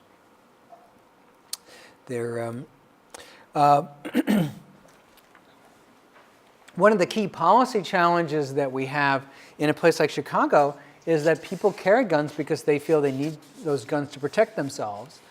And that's not a completely stupid explanation, but of course it creates a whole ecology of violence that's very significant. And how do you change that risk-benefit calculus when somebody says, I'd rather be judged by 12 than carried by 6? So Chicago has more guns on the street in our underground economy excuse me, than our peer cities that have less violence. New York and Los Angeles are often used to compare. We actually, on some years, the Chicago Police Department has recovered more firearms than New York and Los Angeles put together. And now maybe that the Chicago Police Department is just way better than the police departments in Los Angeles and New York, but that seems like there's got to be more going on than that. So we have a real problem. We also have seen a shift towards higher caliber guns. And now what's interesting, by the way, is almost all homicides in Chicago are committed with handguns, but basically a semi-automatic handgun is the weapon that's used. We really don't have too much going on with AR-15s, things like that. We don't have, knock on wood, we haven't had the kinds of mass shootings that that happened in Parkland and so on. But we do see, and actually you will see a greater lethality in these higher caliber guns, that you're just more likely to die when you're hit with a heavier shell.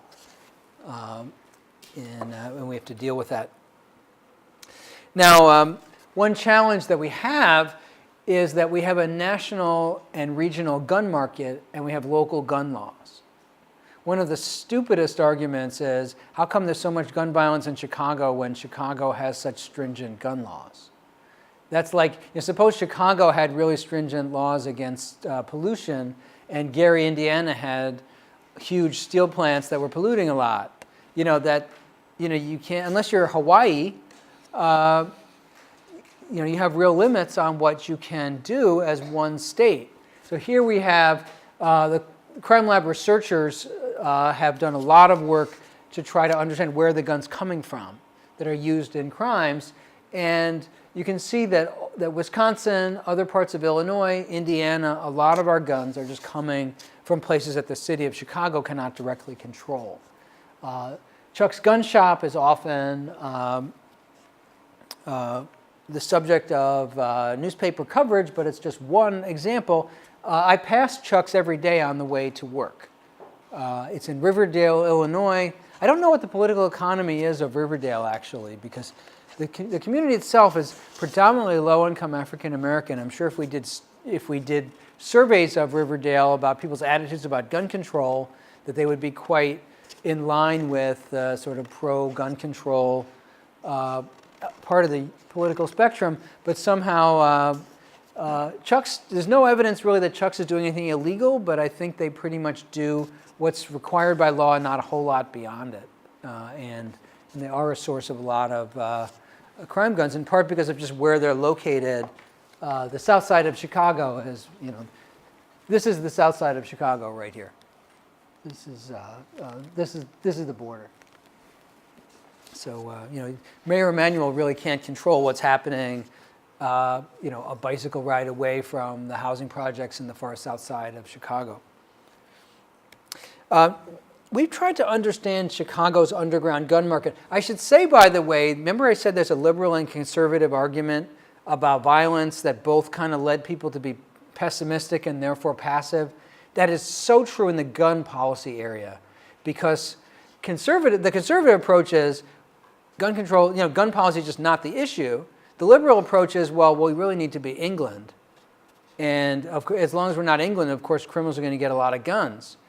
And, we're not going to be England. I actually wish that we were in terms of the gun violence issue, but that's not America's tradition. That's not what the Second Amendment to the U.S. Constitution, that's not the tradition that we have. And there's a lot we can actually do to enforce current gun laws more effectively within the context of our Second Amendment traditions that would help. So we spend a lot of time on that. One of the striking things, by the way, is if you talk to people, in fact, you'll often hear this from young people in Chicago. They'll say, it's no harder to get a gun than it is to buy a hamburger at McDonald's or something like that. That's actually not true. There's a lot of people who have trouble getting access to a gun. I'm 21 years old. I just got smacked in the face on my, when I stepped on your sneaker, and now I want to get a gun because I'm really mad. It's actually not so clear that I can easily get a gun like I can go into McDonald's. I may be able to purchase one, but if I have a felony record, I can't directly purchase one. And then I have to find somebody, if I can't purchase one directly myself, or I don't want to get caught purchasing it, I've got to find somebody that is willing to help me get that gun. And it turns out that I have to have a relationship of trust with someone willing to do that. Not everybody has that. And it turns out, for example, that if you look at the markup on illegal guns, people pay a premium for an illegal gun over what that gun costs new. That's kind of telling you it's not that easy to get. If it were totally trivial to get a gun, then basically if I bought on the street an illegal gun, it would be not that much of a markup over what it would cost for me to go to Cabela's and just buy that gun regular. But in fact, there's a pretty high markup. There are delays in people getting access to guns, which can be really important. If I'm really mad, I'm really mad at Megan, I want to get a gun because I'm really mad at her. Well, it takes me 2 weeks to get one. That's 2 weeks that somebody can that either I can calm down or someone can intercede to try to prevent something horrible from happening. There's a big difference between immediate access and cumbersome access for violence prevention. A lot of our robbers don't use guns, which actually, if you're going to be robbing people, which I don't particularly recommend that as a career choice for you guys, well, a gun is a very effective tool to rob people. The fact that there's a lot of robberies that don't involve guns also tells you something about the availability of guns and the calculations that people make about carrying guns. But at the same time, there's a group of offenders who do seem to have ready access to weapons. We have to understand who those people are, how they're getting access, and how we can disrupt that. There's one problem we have is a lot of our gun violence is just not solved by police. That's a big problem, particularly non-lethal violence. And we have to, and that Phil Cook and Jens Lidvig and Anthony Braga and others are working, Dan Webster, are working on ways to improve the clearance rate. One of the ironies in the police-community relationship right now in many cities, including Chicago, is there's a lot of a sense that police are over-enforcing things that are hassling the young men in the neighborhood. There's also a sense that the people that I'm really scared of, the police can't really protect me from. And that's a real problem because one of the things that leads to is vigilante behavior. So some guy does something bad to me. I'm really not convinced that if I go through the standard criminal justice system, like say somebody did something to my family member, if I'm not confident in the justice system, but I do have a cousin who's got a gun, that's where a lot of the retaliatory violence comes from, and that's obviously a very serious problem. So raising this clearance rate, which is the rate that police solve crimes, loosely speaking, is important in this effort. We did a couple of studies to try to understand this market. And one thing we found is that, by and large, gun offenders in Chicago don't directly buy their guns from gun stores. 11% of gun offenders had directly acquired their firearms. And we don't know that much about the other 89%. It turns out the way guns are sold and the way criminal justice is done, when a crime occurs with a gun, we often know an awful lot about the circumstances of the last person that had that gun and how it was used. And we know an awful lot about the first person that had that gun. Now, maybe if there's like 3D gun things going on the internet, this will change. But basically, every gun used in a crime was originally legally manufactured and sold to somebody. And there are some problems with the technologies of guns. One problem being that you can, like the ability to deface the serial number. I don't understand why in 2018 America that we don't manufacture guns that have a serial number that can't be tampered with, but we have that. But what we really don't know about is all of the hands that gun went into. It passes from hand to hand before somebody used it in a crime. And a typical gun that's used in a crime, 3 or 4 people have owned it or possessed it and passed it along to each other. And that process is important. So we did a study to try to understand where these guns were coming from. One thing we did find is that guns that were used in gang crimes, about 1/3 of them came from Indiana originally. So we do have an issue with Indiana. But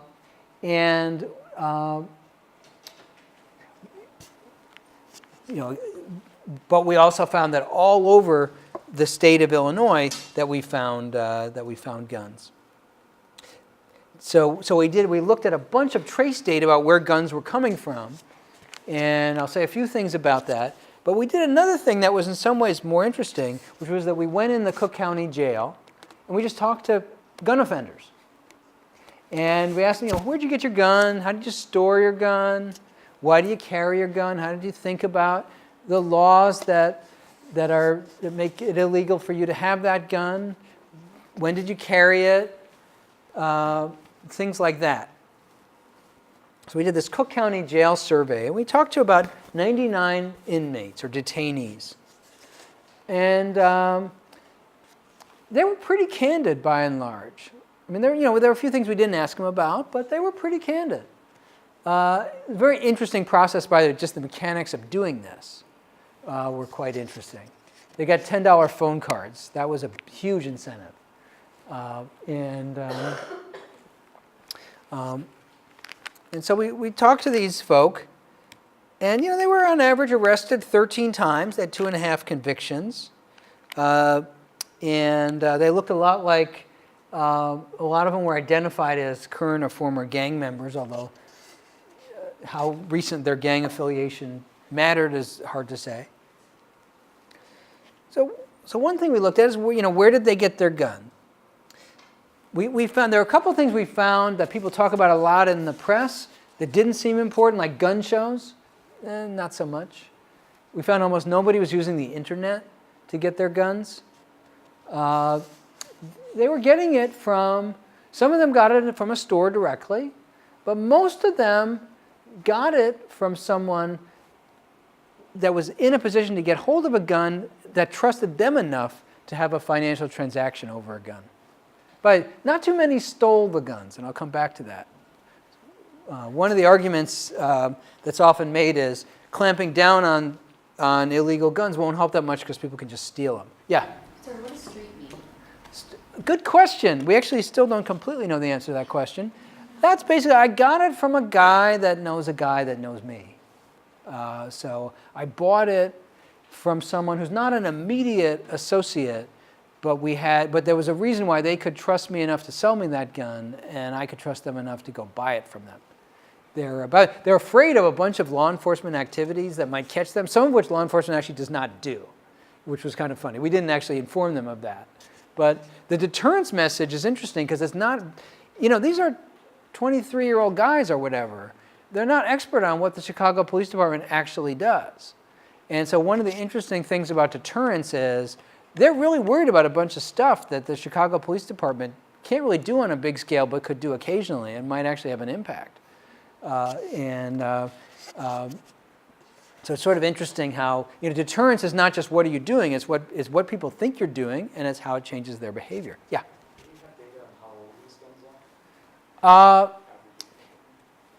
I don't think I have it on this slide deck, but the guns there's a premium for new guns, but the typical gun used in a gang offense is pretty old. I think the median age in one study they did was like 11 years old. People like to get a gun straight out of the box.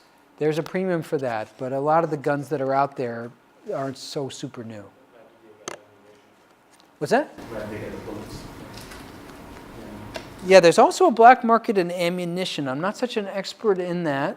But ammunition seems, I think, overall in Chicago, the ammunition's easier to get a hold of because someone who legally, they don't really trace the bullets. And so somebody who can legally go into Cabela's can just really stock up and and sell it to you for like $1 a bullet. And so, by the way, one thing about these folks, they are not gun experts.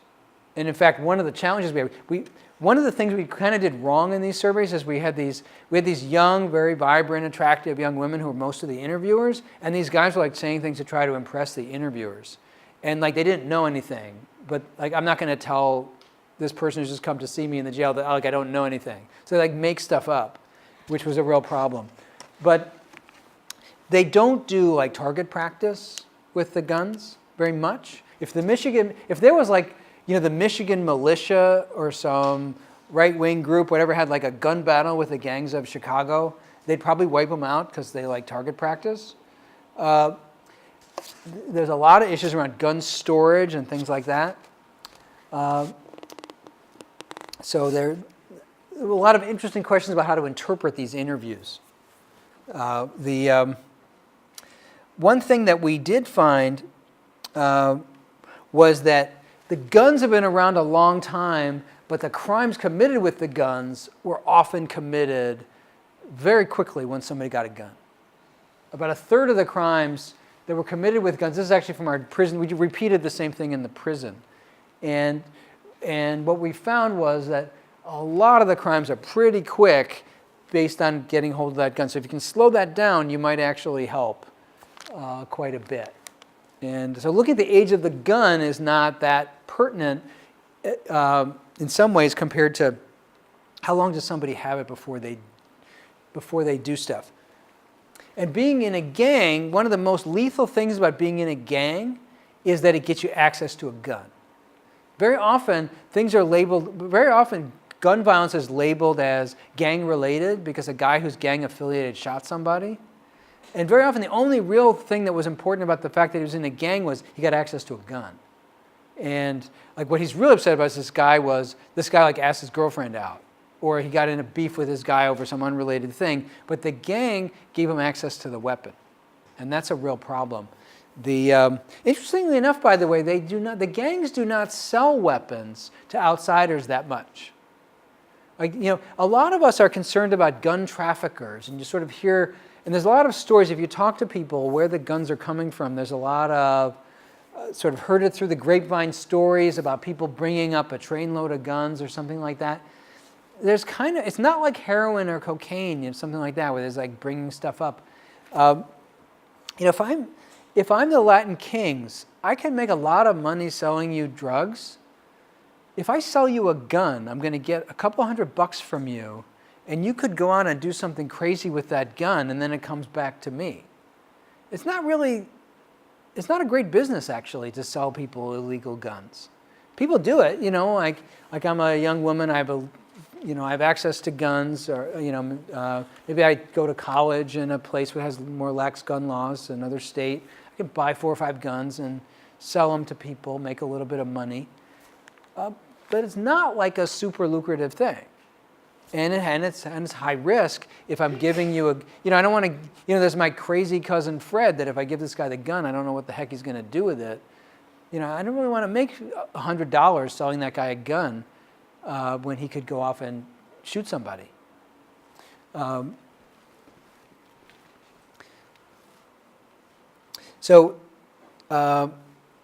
we saw very little theft. So some in our prison sample, our jail sample, virtually none. States that have more lax gun laws, gun theft does seem to be more important. So I was talking to the police chief in St. Louis, where they have all sorts of where they have much more lax gun laws than Illinois had. And one of the things that he was, and also a culture that is just different. And one of the things that he was saying was that if you want to get hold of a gun in St. Louis, what you do is you go to a Cardinals game and you look for a white pickup truck and you go for the glove compartment, because you're not allowed to bring a gun into the stadium. So a lot of people, in their glove box, you'll find a gun. And now they have a problem that a lot of their car thieves have guns, which is not so true in Chicago. Now, guns could be important earlier in the supply chain. It could be that somebody stole that gun 5 years ago, and then somehow it got into Chicago, but they're not directly stealing those guns right now.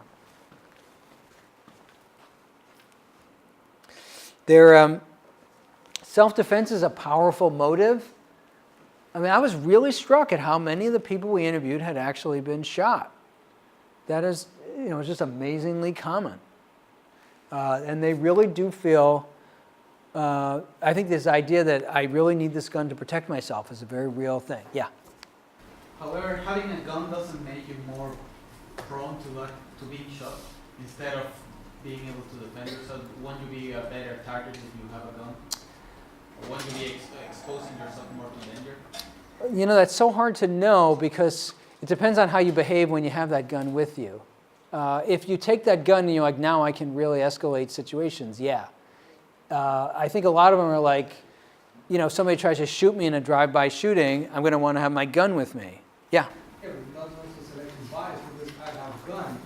If I might have some propensity to commit some aggression. Yeah. Because especially that drug, right, that within 2 to 3 weeks, Yeah. it tells us that they get the gun with the intent of doing something.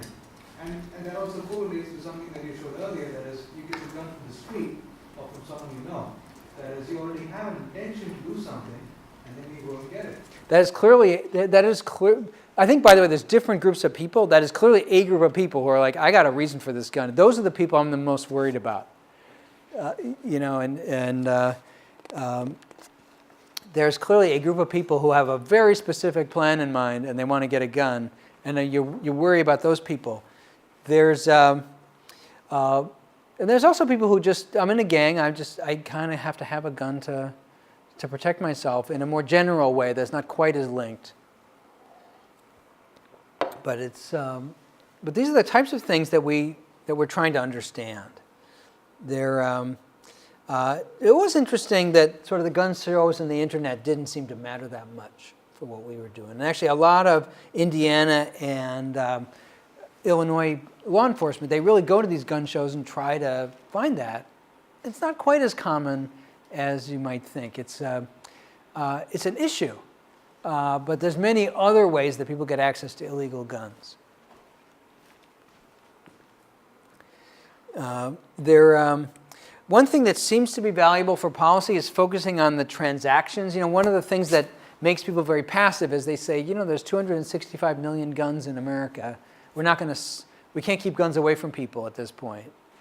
And that turns out not to be true. It's kind of like saying, there's how many million cars we have in America, there's no way we can keep 14-year-olds from going out and driving. Well, actually, you kind of can. Yeah, there's always going to be the 14-year-old who's going to go out and drive and get hold of keys, but you can actually prevent most of them by fairly low-tech things.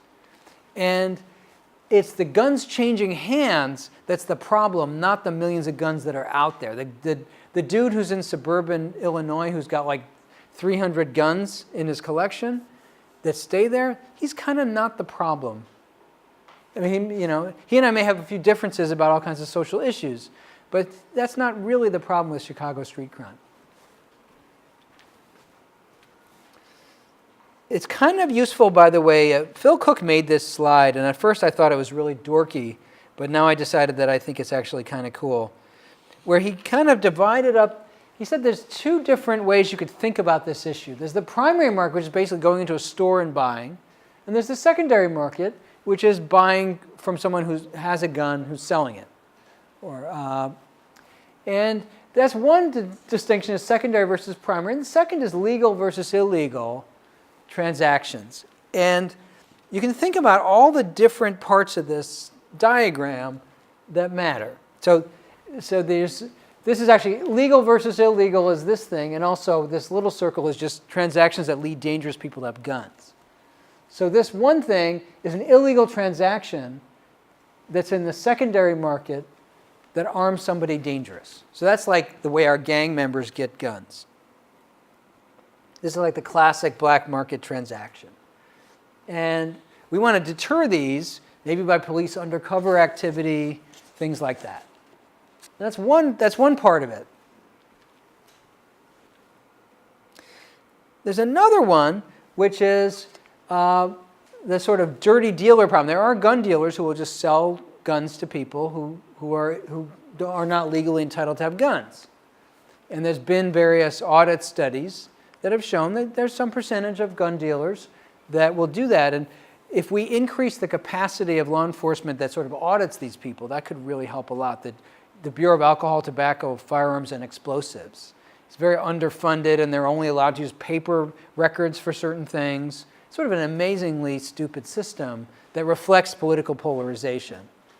But we often hear people say, why don't we just enforce the existing laws? That actually would be a good idea. If we increase the budget of ATF by 50% and just said go after the obviously illegal stuff, it would help. There's also this green area, which is a sale that's to a dangerous person who is not prohibited, but who can get a gun that way. And there's, or that same dangerous person can get it from a gun store. This, by the way, is the problem that we have with our mass shooters. One of the fundamental dilemmas we have with like the Parkland shooter or the Aurora shooter, or I go down the list, there was a guy in Santa Barbara. It's depressing how many people you could name. A lot of those people, the first illegal thing that they do was that they took a shot at somebody. And right up until that moment, there was no legal mechanism to bar them from having access to a gun. And one of the real challenges we have with young rampage shooters is that the age of onset of some of the severe mental illnesses and behaviors that sort of the angry, dangerous behaviors that are the most scary, they're in people's early 20s, and they just don't have. There's nothing in their record. They're like, and very often after the fact, people are like, wow, that guy was really scary and dangerous. But then you sort of say, well, what was there in his life that we might have used in some legal sense? And it's like, well, he actually was this loner who lived with his parents and went to community college, and he was 21 years old. And you're like, well, I don't have. There's nothing there in the paper trail that I could have used to deny him access to a gun. And one of the suggestions that I made, which I think is about as likely to be enacted soon as me being a point guard for the Chicago Bulls, was why don't we make the minimum age 25? Like when you go and rent a car, you have to pay more when you're under the age of 25, just so we can kind of see that person's life trajectory a little bit before we give them access to say, I trust you with a lethal weapon. And maybe you'd have to deal with hunters in some different way, but so many of these mass shooters, when I look and say, how would I have denied that person access to a gun? I don't see a legally actionable way to do that. It's a real problem. We also looked at some of people's access to the underground market. What we found was there are many small operators out there, and also many intermediaries out there. Sort of the common story you often hear from people is like somebody's girlfriend got them a gun. It's a little bit more commercial than that. But people have, but there are people who make a little bit of money getting hold of some guns for people. We did find in our interviews that there's some success in hindering access to guns. It turns out most gun offenders are pretty unsophisticated consumers, and we could stop a lot of those people from getting hold of weapons. And even through some very low-tech barriers. So people often look for analogies, and they think of the gun issue as kind of similar to like heroin trafficking. It's a lot more like oxycodone or underage drinking. There's just lots of rivulets of illegal product into an illegal market. How is it that we're going to stop people from getting access to prescription opioids? There's no one point bottleneck that you're going to be able to choke off. You have to make it harder for lots of littler flows to happen. And but underage drinking we've really reduced. So and so Sudhir Venkatesh actually does some work in this area. That's pretty interesting, talking to brokers to try to figure out what would influence them. One problem we have in the criminal justice system is that most of the people involved in the underground gun market are not that interesting or sort of generate huge obvious wins for the prosecutor if they get them. If I like nail Mr. Big, who's bringing up a trainload of AR-15s into Chicago, like I'm on the front page of the paper. If it's like Mrs. Johnson got caught selling 5 guns to her cousin and she was afraid her cousin was going to get shot, so she wanted him to have a gun, and she's kind of a pretty sympathetic person who did this bad thing, like that's not the kind of case where a prosecutor's like, wow, I really want to jump on that one and really put all my eggs on that. And that's in some ways what needs to happen, is that kind of deterrence of the really low level person. And it's just, there's no political incentive to do that. And I think you could actually have an impact if you did that. The same way that underage drinking, that we really have had an impact on underage drinking by all sorts of efforts to change social norms, to create some deterrent so that if the gas station is selling beer to the 15-year-old, they're afraid they're going to get caught. You can't stop 15-year-olds who are super determined from getting alcohol, but you've reduced it quite a bit. And similarly in prescription opioids, we can talk about that. There have been efforts to do that. So one of the things that we're thinking about is how do you create more salient deterrents in this market? And like here's an example. Anybody see billboards like this around? Don't lie for someone who can't buy, that kind of thing.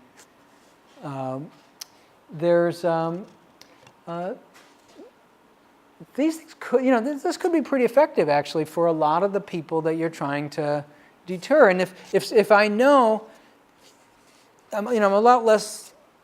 If the vibe is, hey, don't ask me to buy a gun for you because I've seen this billboard, that could help.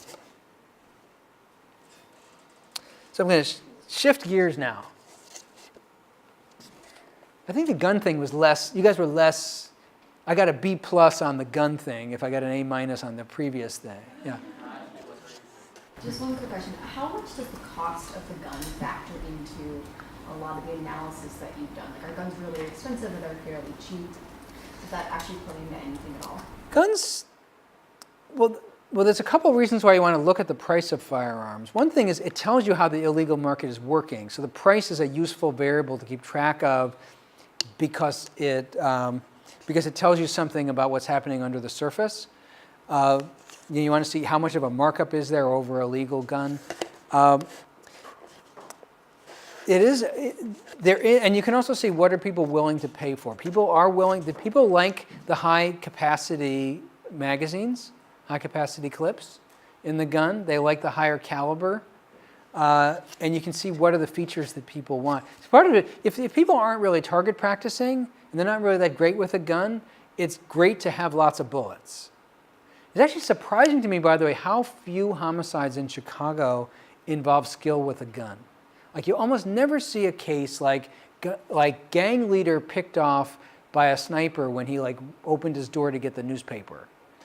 It's surprising how rare those kinds of things happen. Like long guns are almost never, rarely used. There's been some thought of increases in that, but basically, so I need to have lots of bullets. I like to have a high caliber. There's also some they like to have ones that they can hide more easily, that kind of thing. So you look at the price from the point of view of understanding what the market seems to value. Guns are not that expensive. I'm a little surprised that people don't throw away their crime guns more readily. Like the people do want to, they're valuable enough so that people kind of want to sell them rather than throw them in the Chicago River. And people do get caught with dirty guns more than I might think. Given people were sort of truly strategic, they might discard these guns more readily. People do value, by the way, a gun that's straight out of the box because it's less likely to have been used in a crime. Let me shift gears to what I'm currently spending almost all my time on now, which is how to help first responders respond more safely and humanely to people in behavioral crisis. Because this is an aspect of crime and inequality in law enforcement that is often overlooked, except when it leads to tragedies. And I'll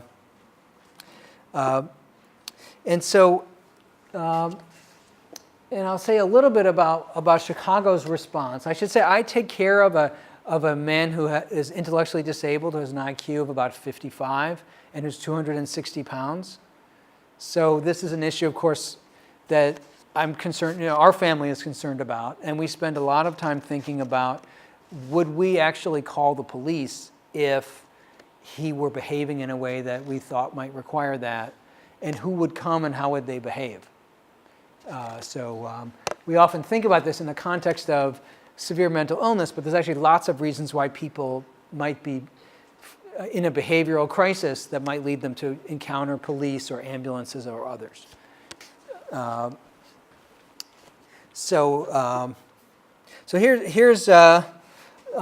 in Chicago, it's been a particular problem because police in Chicago have shot a couple of people and bystanders in cases where there was severe mental illness or autism or acute intoxication, something like that.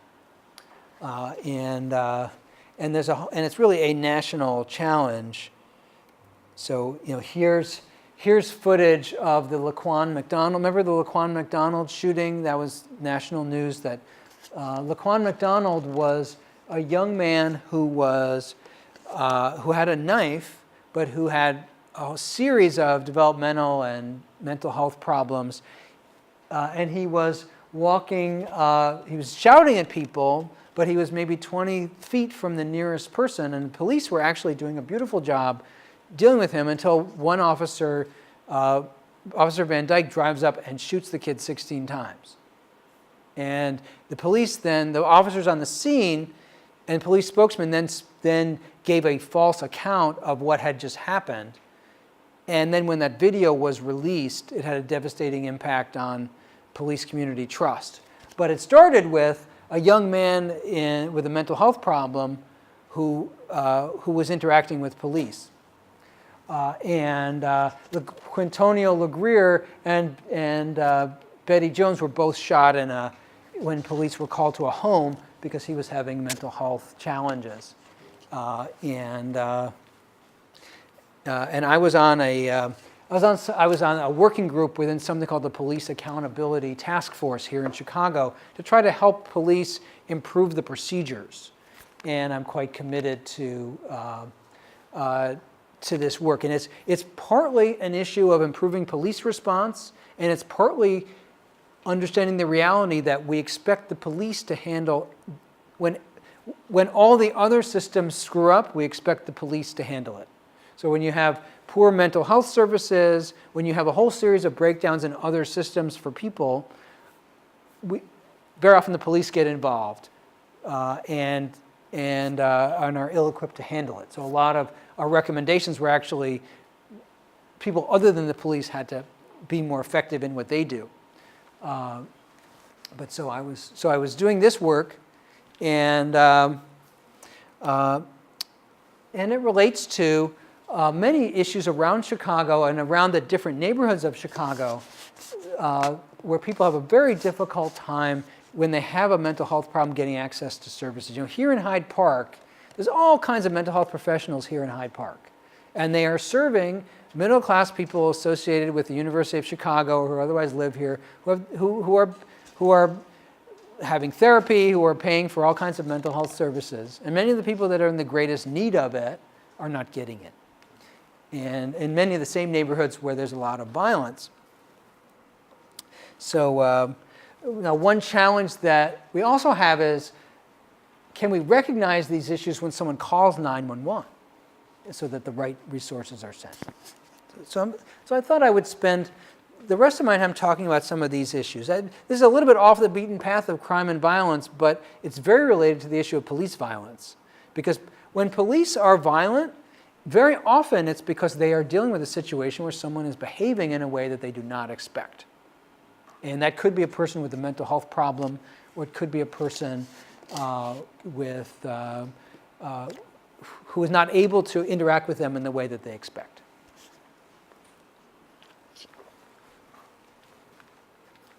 So here's a little bit, so the example of people with mental retardation, intellectual disabilities, is one aspect of that, and I'll mention that. So Freddie Gray was remember in Baltimore there was disruption in Baltimore because Freddie Gray was arrested and he was put in a police car and he was sort of driven around. He was handcuffed and he was basically given a super rough ride. And he ended up dying of injuries that came from his treatment being arrested. It started because he's a person who had a series of issues related to lead paint exposure and other things that brought him to the attention of law enforcement because of some of his challenges. Here's another case, Charles Kinsey. That's Charles Kinsey. This is a young man with autism who went out in the middle of the road, and Charles Kinsey went out to try to help him. At which point a police officer somehow misinterpreted what was going on and shot this man, thinking that he was somehow a public safety threat, even though he was just the worker who was there to try to calm this guy down, which was not a good. The officer did not get a good merit review the next time his performance was evaluated. But it was how to deal with people. This guy's sort of sitting in the roadway, acting in a non-standard way, and there's a whole movement. There's a hashtag Disabled Lives Matter that is connected to these cases. And here's a young man named Robert Saylor who kind of illustrates one of the challenges. So this young man lives in Maryland, and I'll tell you about his case in a minute. But it's a young man with Down syndrome who he's actually you can see he's a powerfully built young man. He's about 260 pounds, something like that, and that's him. And I'll come back to him in a minute. I did some interviews with caregivers who are middle-aged people about my age who have adult sons who have a condition called Fragile X syndrome, which is an intellectual disability. And this is a long wind-up. I'll get to the main point. It turned out of the people we interviewed, 1/3 of them were being regularly injured by their adult sons. And these were the kinds of stories that we heard a lot. Woman pushed down the stairs accidentally. Another case where a young man just picked up a coffee mug and he whipped it at his dad. And then they called the police, and the kid fought with the police. And then when they got the kid to the police station, the parents said, "We don't want to. Can you please just send him home? We'll deal with it at home." And this is just a very common problem that a lot of families face. That if you say, what is the violence problem in America? Gang violence is one issue, but a lot of families have a different violence problem that is closer to home. And so we've been working to try to train officers. And let me I'll describe what happened with Mr. Saylor. Let's come back to Mr. Saylor for a minute. So he goes to see a movie. He has an 18-year-old caretaker who takes him to a movie. And he goes to the movie, and they come out at the end of the movie, and he gets and he gets really agitated. And so the young woman calls his mom, and she says, he's really agitated. What should I do? And his mom says, I tell you what, I'll drive over to the theater, but why don't you go get the car, pull it around. Maybe while you're doing that, he'll kind of calm down. And then we'll deal with it. So she goes to get the car, and while she's going to get the car, the guy goes back into the movie theater and he sits back in his original seat because he wants to see the movie again. And he didn't. And you're not allowed to do this because he didn't pay for the ticket. This is in Fredericksburg, Maryland. And so the young woman comes back, and the manager is arguing with Robert Sale, and he's getting more and more agitated. And then the manager's like, well, if you don't move, I'm going to call the cops. And the caretaker's like, he really doesn't like to be touched. His mom's going to be here. Please don't call the cops. But of course, the chances that this manager is going to listen to this 18-year-old young woman telling him how to deal with a disruptive customer are about zero. So he calls the cops, which is the two off-duty security people at the mall who are these two sheriff's deputies. So they come over, and the young woman says, please do not touch him. His mom is on the way, and whatever. And they're like they're going to listen to this young woman telling them how to do their job. So they decide they're going to physically remove him. But he's a powerful, big guy. He ends up on the ground underneath them, and the mom arrives just in time to discover that her son has just died.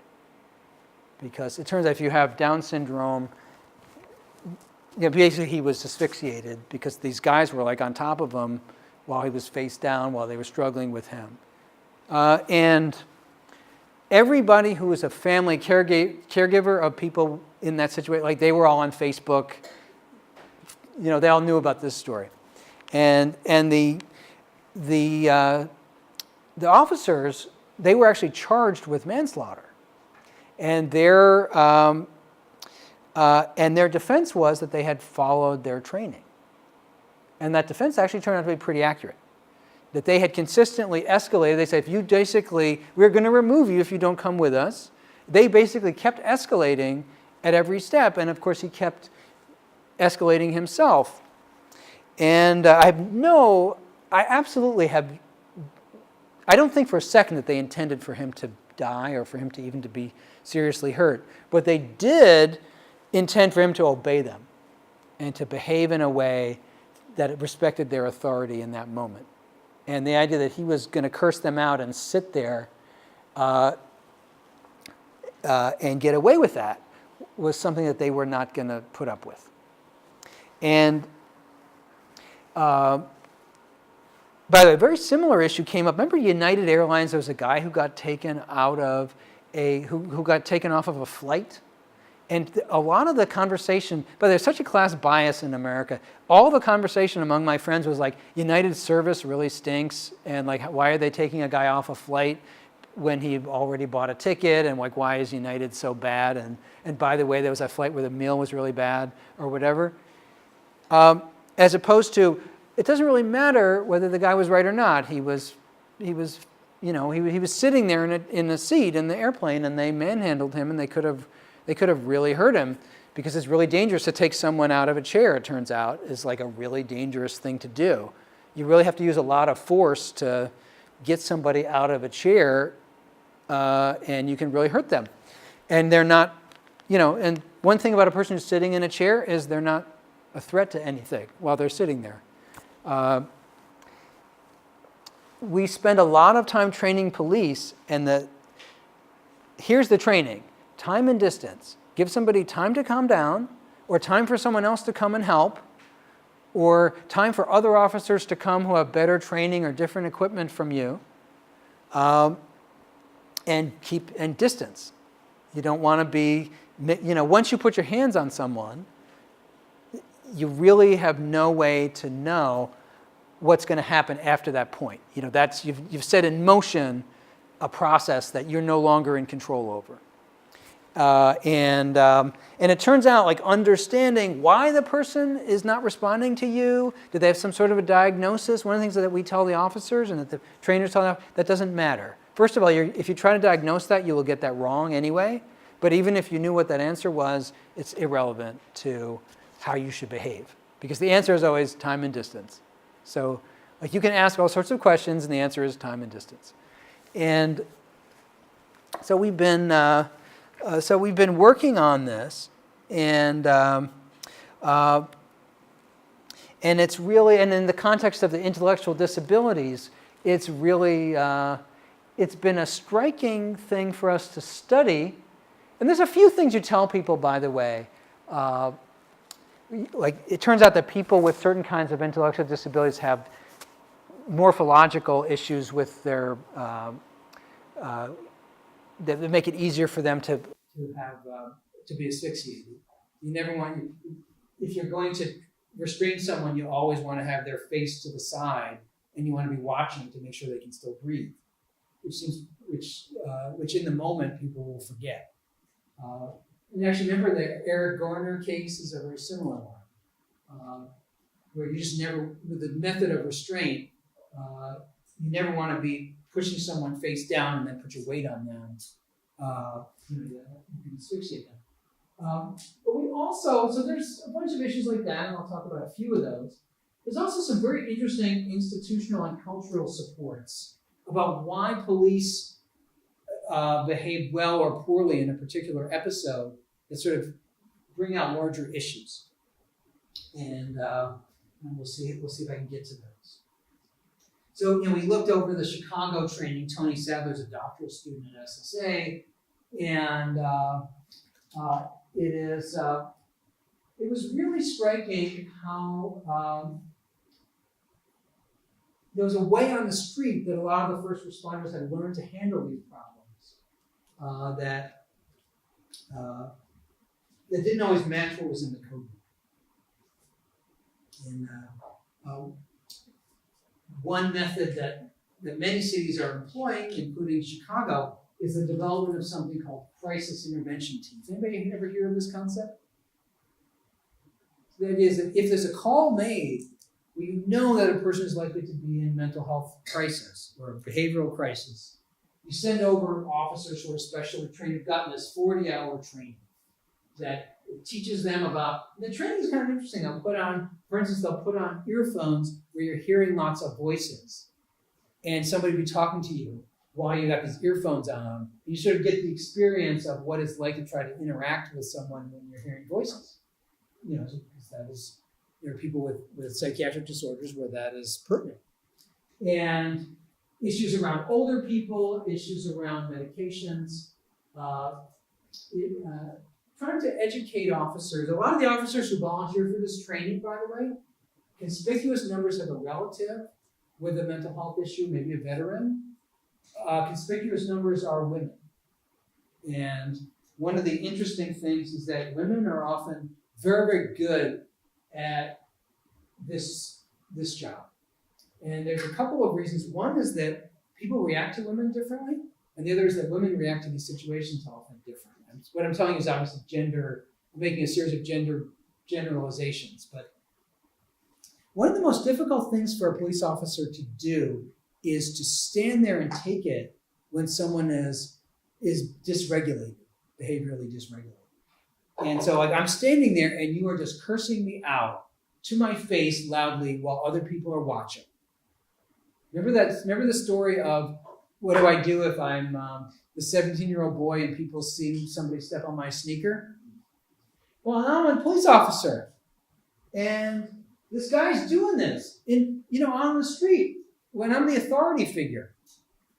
And it turns out, if that guy is like 63 years old and he's got like gray gray beard stubble, and he's like talking to Jesus, and Jesus is kind of in the conversation, they're actually amazingly good at those kinds of interactions.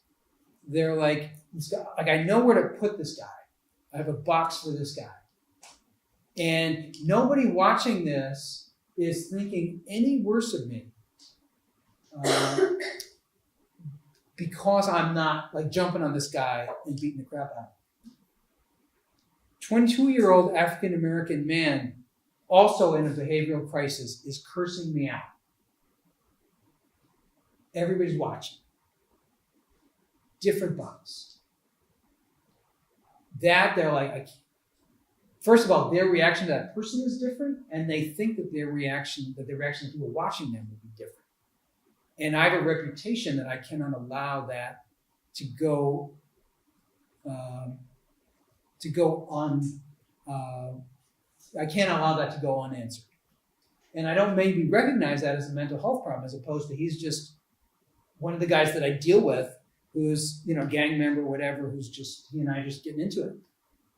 And they behave very differently in those two cases.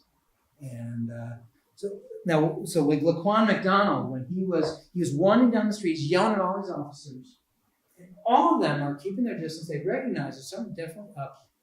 The guy who drives up on the scene, he reacts totally differently. He's like, I can't let that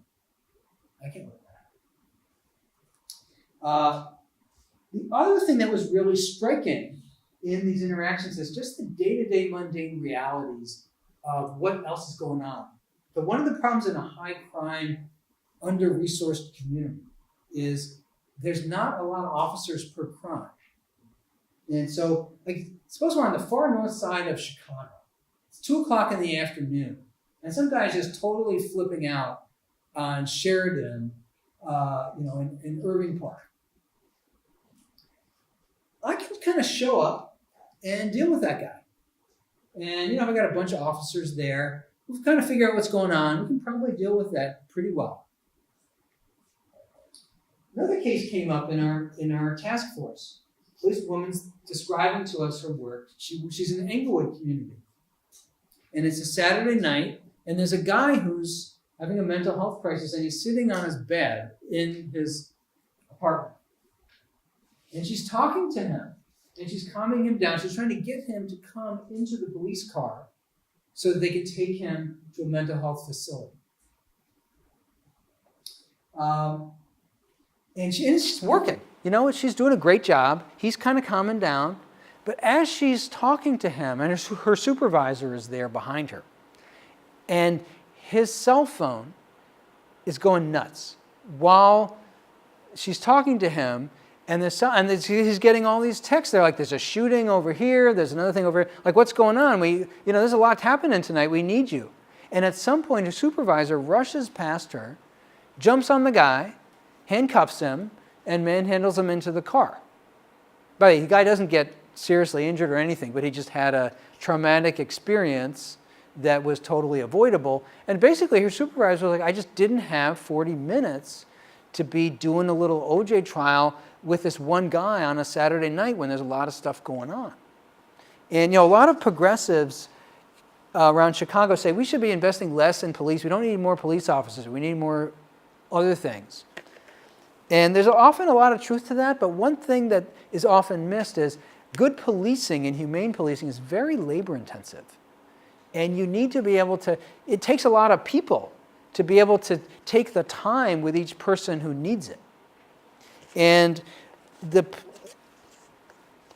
that's the kind of thing that gets shortchanged when you're constantly rushing around responding to calls.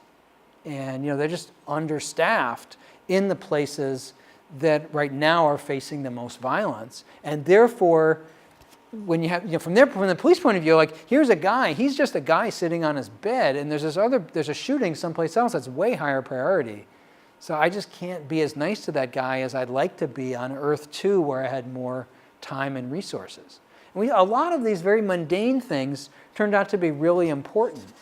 And we think about public policy as these major issues that we have to deal with, and very often what really matters is just the blocking and tackling of doing the simple things with the time and attention that they deserve.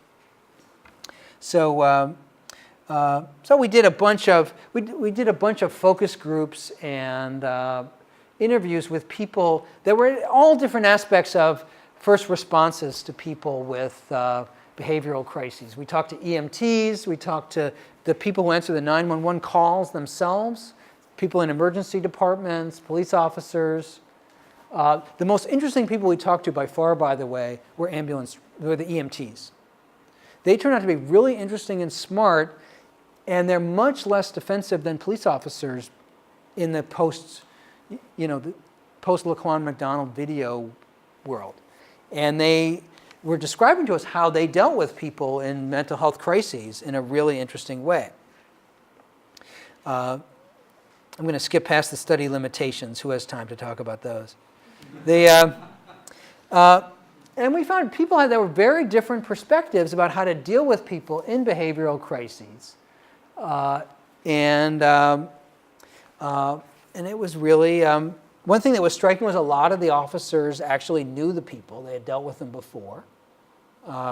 And they would sometimes come back and check on them on a daily basis. They did feel that these CIT principles, the time and distance, things like that, needed to be, it wasn't just training people. The problem wasn't the training, it was the day-to-day reality. Can people really do this in a practical way? And the answer was often no, we're too rushed to do this properly. The other thing that was really disappointing was that a lot of the police officers said they do everything right to help somebody with a mental illness. They get the guy to peacefully come with them to a mental health facility or something like that, and then 2 hours later they see the same guy out on the street screaming at them again. And then at least if I took him to the jail, something would have happened. They would have gotten some services. And one of the things that we got from police very often is that the other systems that are supposed to help that person do not work, and then we're just repeatedly put in a bind. And it was, I'll skip over some of these things, are too boring to get into now. I'm 3 hours into it. But they also were saying how the police also feel that they are used as a threat over people. So I was talking with it turns out Nashville, Tennessee has done a lot of the best work. And I was talking with an officer in Tennessee who designed a lot of their interventions. And he was saying how police get called to group homes a lot when there's someone who's intellectually disabled, there's a mental illness, who's misbehaving towards the staff. And he says, now let me get this straight. Your job is to take care of this person, to deal with them, and you can't deal with them. And then you call my 26-year-old officer. What do you expect him to do? And the answer is, well, they're holding the threat of calling the police over that group home resident in the hope that he will calm down. And if he doesn't calm down, then they carry out the threat and they call the police. And the officers come, and the only mechanism the officer really has that the people in that home don't have is the ability to use force. And they're totally not trained to do that. And one thing that the group home people really didn't want them to do was to actually mediate whatever was upsetting the person. He described one call where this guy went off to work during the day, and the people in the group home had actually gotten rid of his dog. He had a dog that he was attached to, and they had, I don't know why, but they had gotten rid of his dog. And so of course he came back and he flipped out because his dog was gone.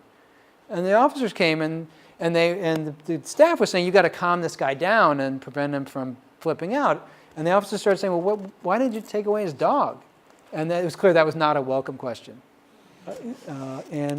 By definition, the person with the disability was the person that needed to be dealt with. You don't talk to us about what we did. It is. I do think we put a burden on police to deal with all of these problems. Let me skip up ahead. I'm going to skip past. We have some policy recommendations, but I think that's kind of boring at this point in the conversation. Let me mention one final project that we're doing, which relates to this. So we started doing all this work on how to respond better to 911 calls involving people in emergencies. And we quickly realized, our team, wouldn't it be great if you helped that person before there was a 911 call? Because if you think about it, the worst possible time to try to help someone is when they're in a crisis that led someone to call 911. That's kind of not the moment to do a lot of the stuff you want to do. So, and we also thought, wouldn't it be nice if we could use predictive analytics to know, so that 911 call comes in, two things we'd want to do. One is, when that call comes in, can we identify that it's a person who might be in a behavioral crisis so we could send out a specially trained officer? That would be one. And two, could we somehow identify those people as having needs that we could send out some other kind of help to on some other occasion to be proactive? So we developed this thing called MHEART, which is Mental Health Emergencies, Alternative Response, and Treatment. I think we made this thing up in like 5 seconds randomly, and then it stuck. But we like the name. And we're using predictive analytics and these big city administrative data sets to try to identify people and know how to serve them better. So we sort of use predictive analytics in this way. And so we set about trying to build a set of predictive models to do this. So one thing that we tried to look for is a set of person and place-based strategies to try to, that were basically risk factors. You get a lot of, suppose there's an address where there's been a lot of calls to 911 that involve behavioral health emergencies. You want to be able to flag that right away. And there's also people. You know, are there people that kind of are constant callers where that issue comes up? And to what extent does the person and the place kind of overlap? And so we looked at the frequent flyer people and the frequent flyer places. We created this big data set, and I could, if you say, how does this work? I can tell you it's really complicated, but it does work. Where my colleague Andrea Tentner did an amazing job building, leading the effort to link together data from the 911 system, from police and fire, and now we're looking at homelessness data. We're integrating all these different data sets available in a city like Chicago to try to identify what's going on. So CFD is the Chicago Fire Department. They're the ambulance people. And the police department is CPD.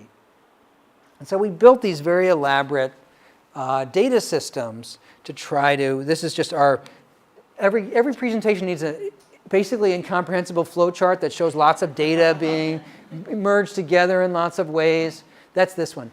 It turns out very interesting sets of human subjects issues around these projects, because it turns out if you call the police, that's kind of a pretty public record.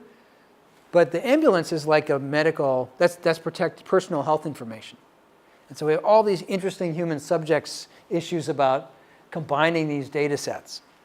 We're not allowed to share these data with the agencies that, I can't share the fire data with the police data, with the police department, because that's personal health information. Which is a problem, because sometimes you'd really love to share that information. Like, this guy's got a history of ambulance calls for schizophrenia. It might be nice for the police to know that, but there's all kinds of issues about what can be transferred. And we identified around Chicago a group of people where we had lots of, where they had lots of calls. So we found in a given year, we found there were 60,000 people being arrested in that year. And there were ambulance calls for 21,000 that had a mental health component. And we found there was an overlap of 1,800 people where there was an ambulance called in about the mental health issue, and there were also someone being arrested. And we thought this is a group of people where there would be a special issue around potential violence dealing with them when there was a 911 call. That make sense? You guys are kind of looking like starting to droop here. That's okay. And then within that, we identified another set of people within that who were like the really high users, 330 people. And they were people that we had various arbitrary definitions of lots of mental health involved calls, and you were arrested, and you seem to be chronic. Not interesting how we defined the 330. They're just a more chronic group. We looked at who those people were. About 27% of them were homeless. Probably more of them were homeless. One of the great things about homelessness is it's not an actual well-defined category. So some of these people would be listed as at their cousin's house, or they were asleep on the red line, It's a little hard to know how people were precariously housed, when that was the right word. 3.6 arrests on average in a year. So they were people that had some pretty significant issues. And we set about understanding these people. We actually, sometimes you can see a lot just by looking. If you know, Yogi Berra had that great expression. So one of the things we did is we started looking at individual people. And what was interesting was, so the blue up top is their police, what's going on with their police, and what's down below is what was happening with the ambulances.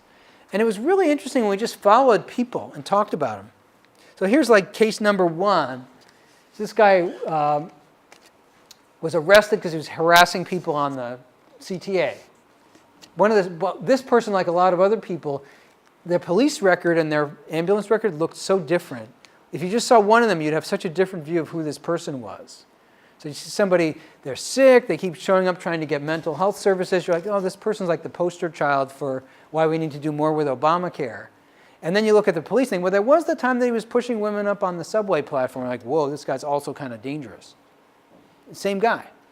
People don't wear white hats and black hats. So this person, they were arrested for harassing someone on the CTA. Then they were shoplifting alcohol. One of the biggest things we saw in our sample was the number of people who encountered police because they were stealing alcohol. Like they would be at the Jewel Osco and they're stopped by security. That is like the classic survival crime for someone with an alcohol disorder. Then this person, then you see twice within hours, they have a psychiatric episode. They go to the ER twice in one day. And you can see in that days 122 to 164, they got a bunch of arrests going, and something's clearly going on in that time. And then somebody shows up at the fire. He showed up at the fire station asking for some rehab services, and that's it. And we went and we followed all these people, and we tried to understand what was happening. By the way, we went down to the fire department and we started showing them cases like this. Chicago is a city of 3 million people. And two things happened. One is we had these really elaborate statistical models that had like zip code and neighborhood, and we had all these theories like why this neighborhood, really there's generating a lot of emergency calls. And the EMTs were saying, like, dude, we love you, you seem really nice, but like that's the end of the red line. Like, there's nothing to do with that neighborhood. No one in that neighborhood is who we're having calls for. There's nothing interesting about that neighborhood. It's just, that's where people who are asleep at the end of the red line when we go pick them up. And we would start describing cases like this, and they knew who half the people were. Like, we were trying to disguise it in all these ways, They'd be like, oh yeah, that's Ralph. Because, that's what they do. Chicago's a big city, but the number of people who are constantly involving the ambulance people, that's actually a pretty elite group. And it was really striking. And they would describe. We also looked at places where there were lots and lots of calls, and they would, in every place that we identified, they would say, yeah, I'm really mad at that place, or they had a story. They understood why that. For instance, one of the shelters closed their clinic. There were many, many mental health involved emergency calls. And we were saying, hey, what's going on with that? And they said, here's the deal. Their procedure in that shelter is whenever anyone has a problem, they always call 911. And they always say, there's a schizophrenic man having a medical emergency. And then we show up expecting a schizophrenic man to be like behaviorally having a problem. And we show up and the guy's like, my foot's got a toe fungus. And just their rule in that shelter is you always have to call 911 for any medical problem. And they would identify the guy is schizophrenic, but had nothing to do with why he needed medical attention. He just needed somebody to put antibiotic on his toe. And but we also found things like Midway Airport, O'Hare Airport. We found a number of sites, Union Station, where we're going to be working with these particular places to say, how can you better, when you have someone who's having a mental health crisis, let's develop some good procedures so that when you call 911, they know what to expect and what kind of a response is needed. And so it's So that's one aspect of that project that's really exciting. But the second thing is we're going to take that group of 330 people, and we're actually doing a randomized trial where we're going to be sending out mental health outreach workers when there's no 911 call to see if we can engage those people in mental health treatment right now. So, you've been in, and by the very complex project from a human subject's point of view, because there's protected health information in them. You imagine somebody came up to you and said, hey, there was an ambulance call. 3 months ago when somebody called an ambulance about you? I'm here to follow that up. You're like, who are you? And especially if it's like someone where the call was like paranoid schizophrenia, there's a couple issues going on with that. But we're sending out what's called assertive community treatment, where we're going to try to connect people with housing services and whatever they need so that when there's not a crisis, we can prevent the next one from happening. And I'm terrified by this project because it's dealing with a super vulnerable population. And I've done many, you've seen, I've described you many of the trials that we've done, and I've done many others that I'm not telling you about. I've always done those in a very controlled setting, like in the school, in the jail, in the hospital, in places where the person might have all kinds of issues, but it's always on our home turf as far as, we can control what's going on. This is like, Ralph is under a bridge. We're going to send somebody out there to find him and to try to engage him in services and see if we can help him. And wow, I am terrified about that. But I also think that's like the real work. And one of the things that really makes me excited is every day at the Urban Labs, like I am so excited to come to work because like this particular project, I have this whole group of young researchers that are on my team and on the team of, to collaborate with me, who are super motivated to help that guy and who are using the tool. We have access to all this data from the city of Chicago, to the support of all of our partners, our mental health. In this case, Threshold is a mental health service provider that's going to be providing the actual services to these folks. A place like Chicago is filled with fantastic people that are super motivated to help. And you have all of these problems that are really just tragic to see right in front of us. And one reaction is to be really pessimistic and passive and to see, wow, this is just too big to get a handle on. But another reaction is, wow, there's all of these things we're in a position to actually make a difference on, one person at a time, and then to show with rigorous randomized trials and evaluation, this helps. And when we do that, people respond, policymakers respond, the public responds, and you watch what's happening in American politics in Washington, and you're like, I'm super jaded and disappointed by the unworthiness of everything that's happening right now. That's not the way we interact with policymakers at all. And that's like anybody, like Governor Rauner, Mayor Emanuel, anybody. People really want to help, and they respond to that. And so it's been really exciting. And I'm going to stop here, but I'm happy to answer your questions. So, any questions? I think it waited until 12:30. Is that right? So any questions? Yeah. There's some questions on data for research, like what kind of data sets are actually publicly available on crime offenders and arrest and violence? So you can get a lot of crime data about people if there's been, particularly if any kind of sentencing data. Illinois Department of Corrections, there's actually a website. I can figure out, Ralph Jones is in jail is in prison for the next 6 months. Arrest data is a little harder to get hold of. A lot of the secret sauce, by the way, of these urban labs is we've developed relationships and data use agreements with all the people who hold the data. And that's turned out to be incredibly valuable for us. On crime data in Chicago, there's a lot available. There's less available on, when you start getting into homelessness and things, you tend to see many more individual confidentiality protections. But it's not that hard to, if you want to do a dissertation, you know, on people, how many times people have been arrested and what are the determinants of that, there are ways, that's pretty easy to, you probably want to connect to somebody who's already got those connections, but it's pretty easy to figure out a way to do that. If you said, I want to look at people with severe mental illness who are having ambulance calls about them, there's many more hoops to go through. So law enforcement data is actually ironically some of the easiest to get hold of among the data sets that are closely held by public entities. Does that help? Other questions? Exhausted? I think I've exhausted everybody. Yeah? You know you don't have your switching gears slide up right. Shall I put up the switching gears? Yeah. Switch gears. Yeah.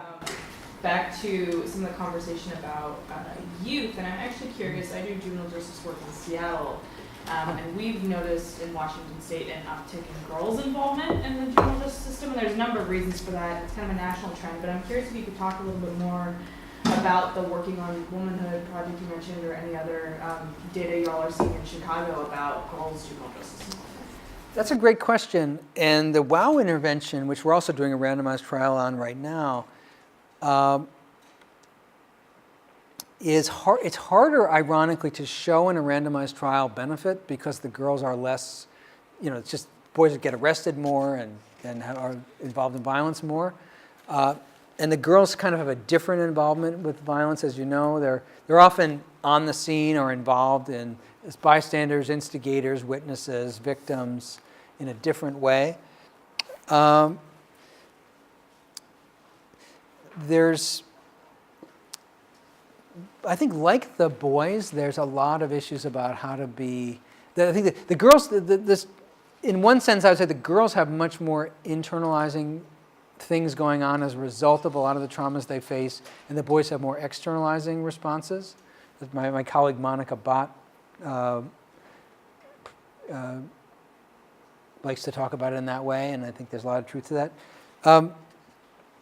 There's no question that we see a lot of self-harming behaviors, a lot of psychiatric disorders, a lot of aggression that is of different types. I think I should follow up with you later. I can share with you some of the things that we've tried to do. I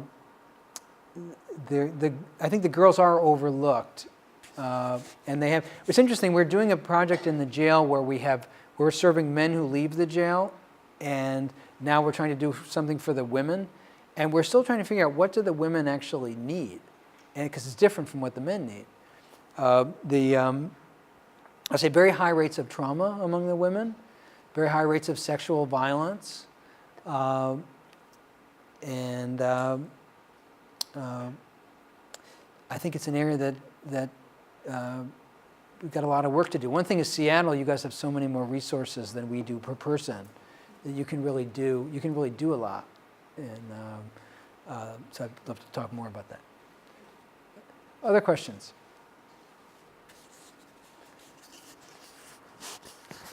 I think I've exhausted you. What did I say that was wrong? Nobody was disagreeing with me. That was very concerning, actually. Do you ever engage the caretakers of the mentally disabled when doing training with the CPD? Do we ever have caretakers involved? Yeah. I should say, by the way, NAMI is really. I'm really a. I should say that I'm more of an onlooker to that than it's not like I run that. Yeah, they do. They bring in care. They bring in people with lived experience with the disorders, and they bring in family members as well. There's many cities have something called the Smart 911 system, and I think that one of the things I would like to do if Chicago moves in that direction is to systematically engage families, because that's a great opportunity. A Smart 911 system would allow you to get into a database and say, here's what's going on with everybody in the house. So if it's a call that comes from the house, people should know, like, there's somebody deaf in the house, or there's someone with a particular psychiatric disorder in the house. And there's a lot more we could do. I think talking to caregivers about how they respond to various challenges we could do a lot more of that in the mental health area. it was so, because I'm a caregiver myself, when we did these interviews of the 40 people, it was so interesting. Some of the most poignant conversations that I had were after the recorder was turned off, and then we would just like talk. And I remember there's this one woman, and I could see she had, she was telling me about how she had been injured by her son, and she was a pretty petite 60-year-old woman, and I was like, why is he still living with you? Like, I can see that it's not, it's not safe for you. And she said, well, first of all, I forgot that, I can't touch him during breakfast, and, and I screwed up that one time, and it wasn't fun, but all the places that I would want him to go that aren't in my house, they basically won't take him because of the behaviors that he has. And the places that will take him have other guys with the same behaviors. And like if he can't take it, if I touch him during breakfast, how can I possibly send him to this place where he's got another 23-year-old where the two of them might really hurt each other, who's got the same problem. And Illinois is ranked something like number 47 in intellectual disability services in the U.S. We like to complain about the red states, but many red states are far better than Illinois is in these issues. And one of the consequences of that kind of those systemic incapacities is that people know they're going to be on long wait lists for things that they need. And so, and they know, so I would ask people, what's your plan? And people would say, my plan is to someday have a plan about where to send my son, or my plan is to live one day longer than my son. Or my plan is, I kind of know that at some point we'll be in a crisis, and then whatever's available, that's what we'll have to take. And that's very disempowering in terms of actually making a real plan. And I must say that people whose sons have intellectual disabilities were in far better situations than people who had children or other family members who had psychiatric disorders, because the community is incredibly accepting of people with intellectual disabilities as a group. People are like amazingly nice to most family members who are taking care of someone with an intellectual disability. They're not so nice when your son has schizophrenia. If you ask somebody in America, is there a group home for people with Down syndrome near your house? Most people will be like, well, I never really thought about it, but actually now that you mention it, yeah, I think there is one. And then they're like, what's the next topic of conversation? You say, is there a place for somebody with addiction disorders or severe mental illness near your house? People are like, whoa, I don't know. And they're like, they're not, that's not something that they're apathetic about. They're like, well, actually, I'm not that overjoyed now that I think about it. And so the caregivers have different issues. One of the things that we found is that a very high level of community acceptance and support makes it a lot easier to navigate some of these problems. And the police officers, when they deal with someone who's intellectually disabled, they are compassionate in a way that they might not be for someone with a different kind of disability. And that makes a difference. Now, one of the problems they have is they have positive stereotypes about people with certain disabilities. So the idea that a guy with Down syndrome might actually also be very physically aggressive and not that nice. He's not like the stereotype, life goes on person. That's actually a problem. The police might bring a set of expectations, and then they don't quite know how to respond when that person is not what they're expecting. So that's kind of a random answer to your question, but that's how it.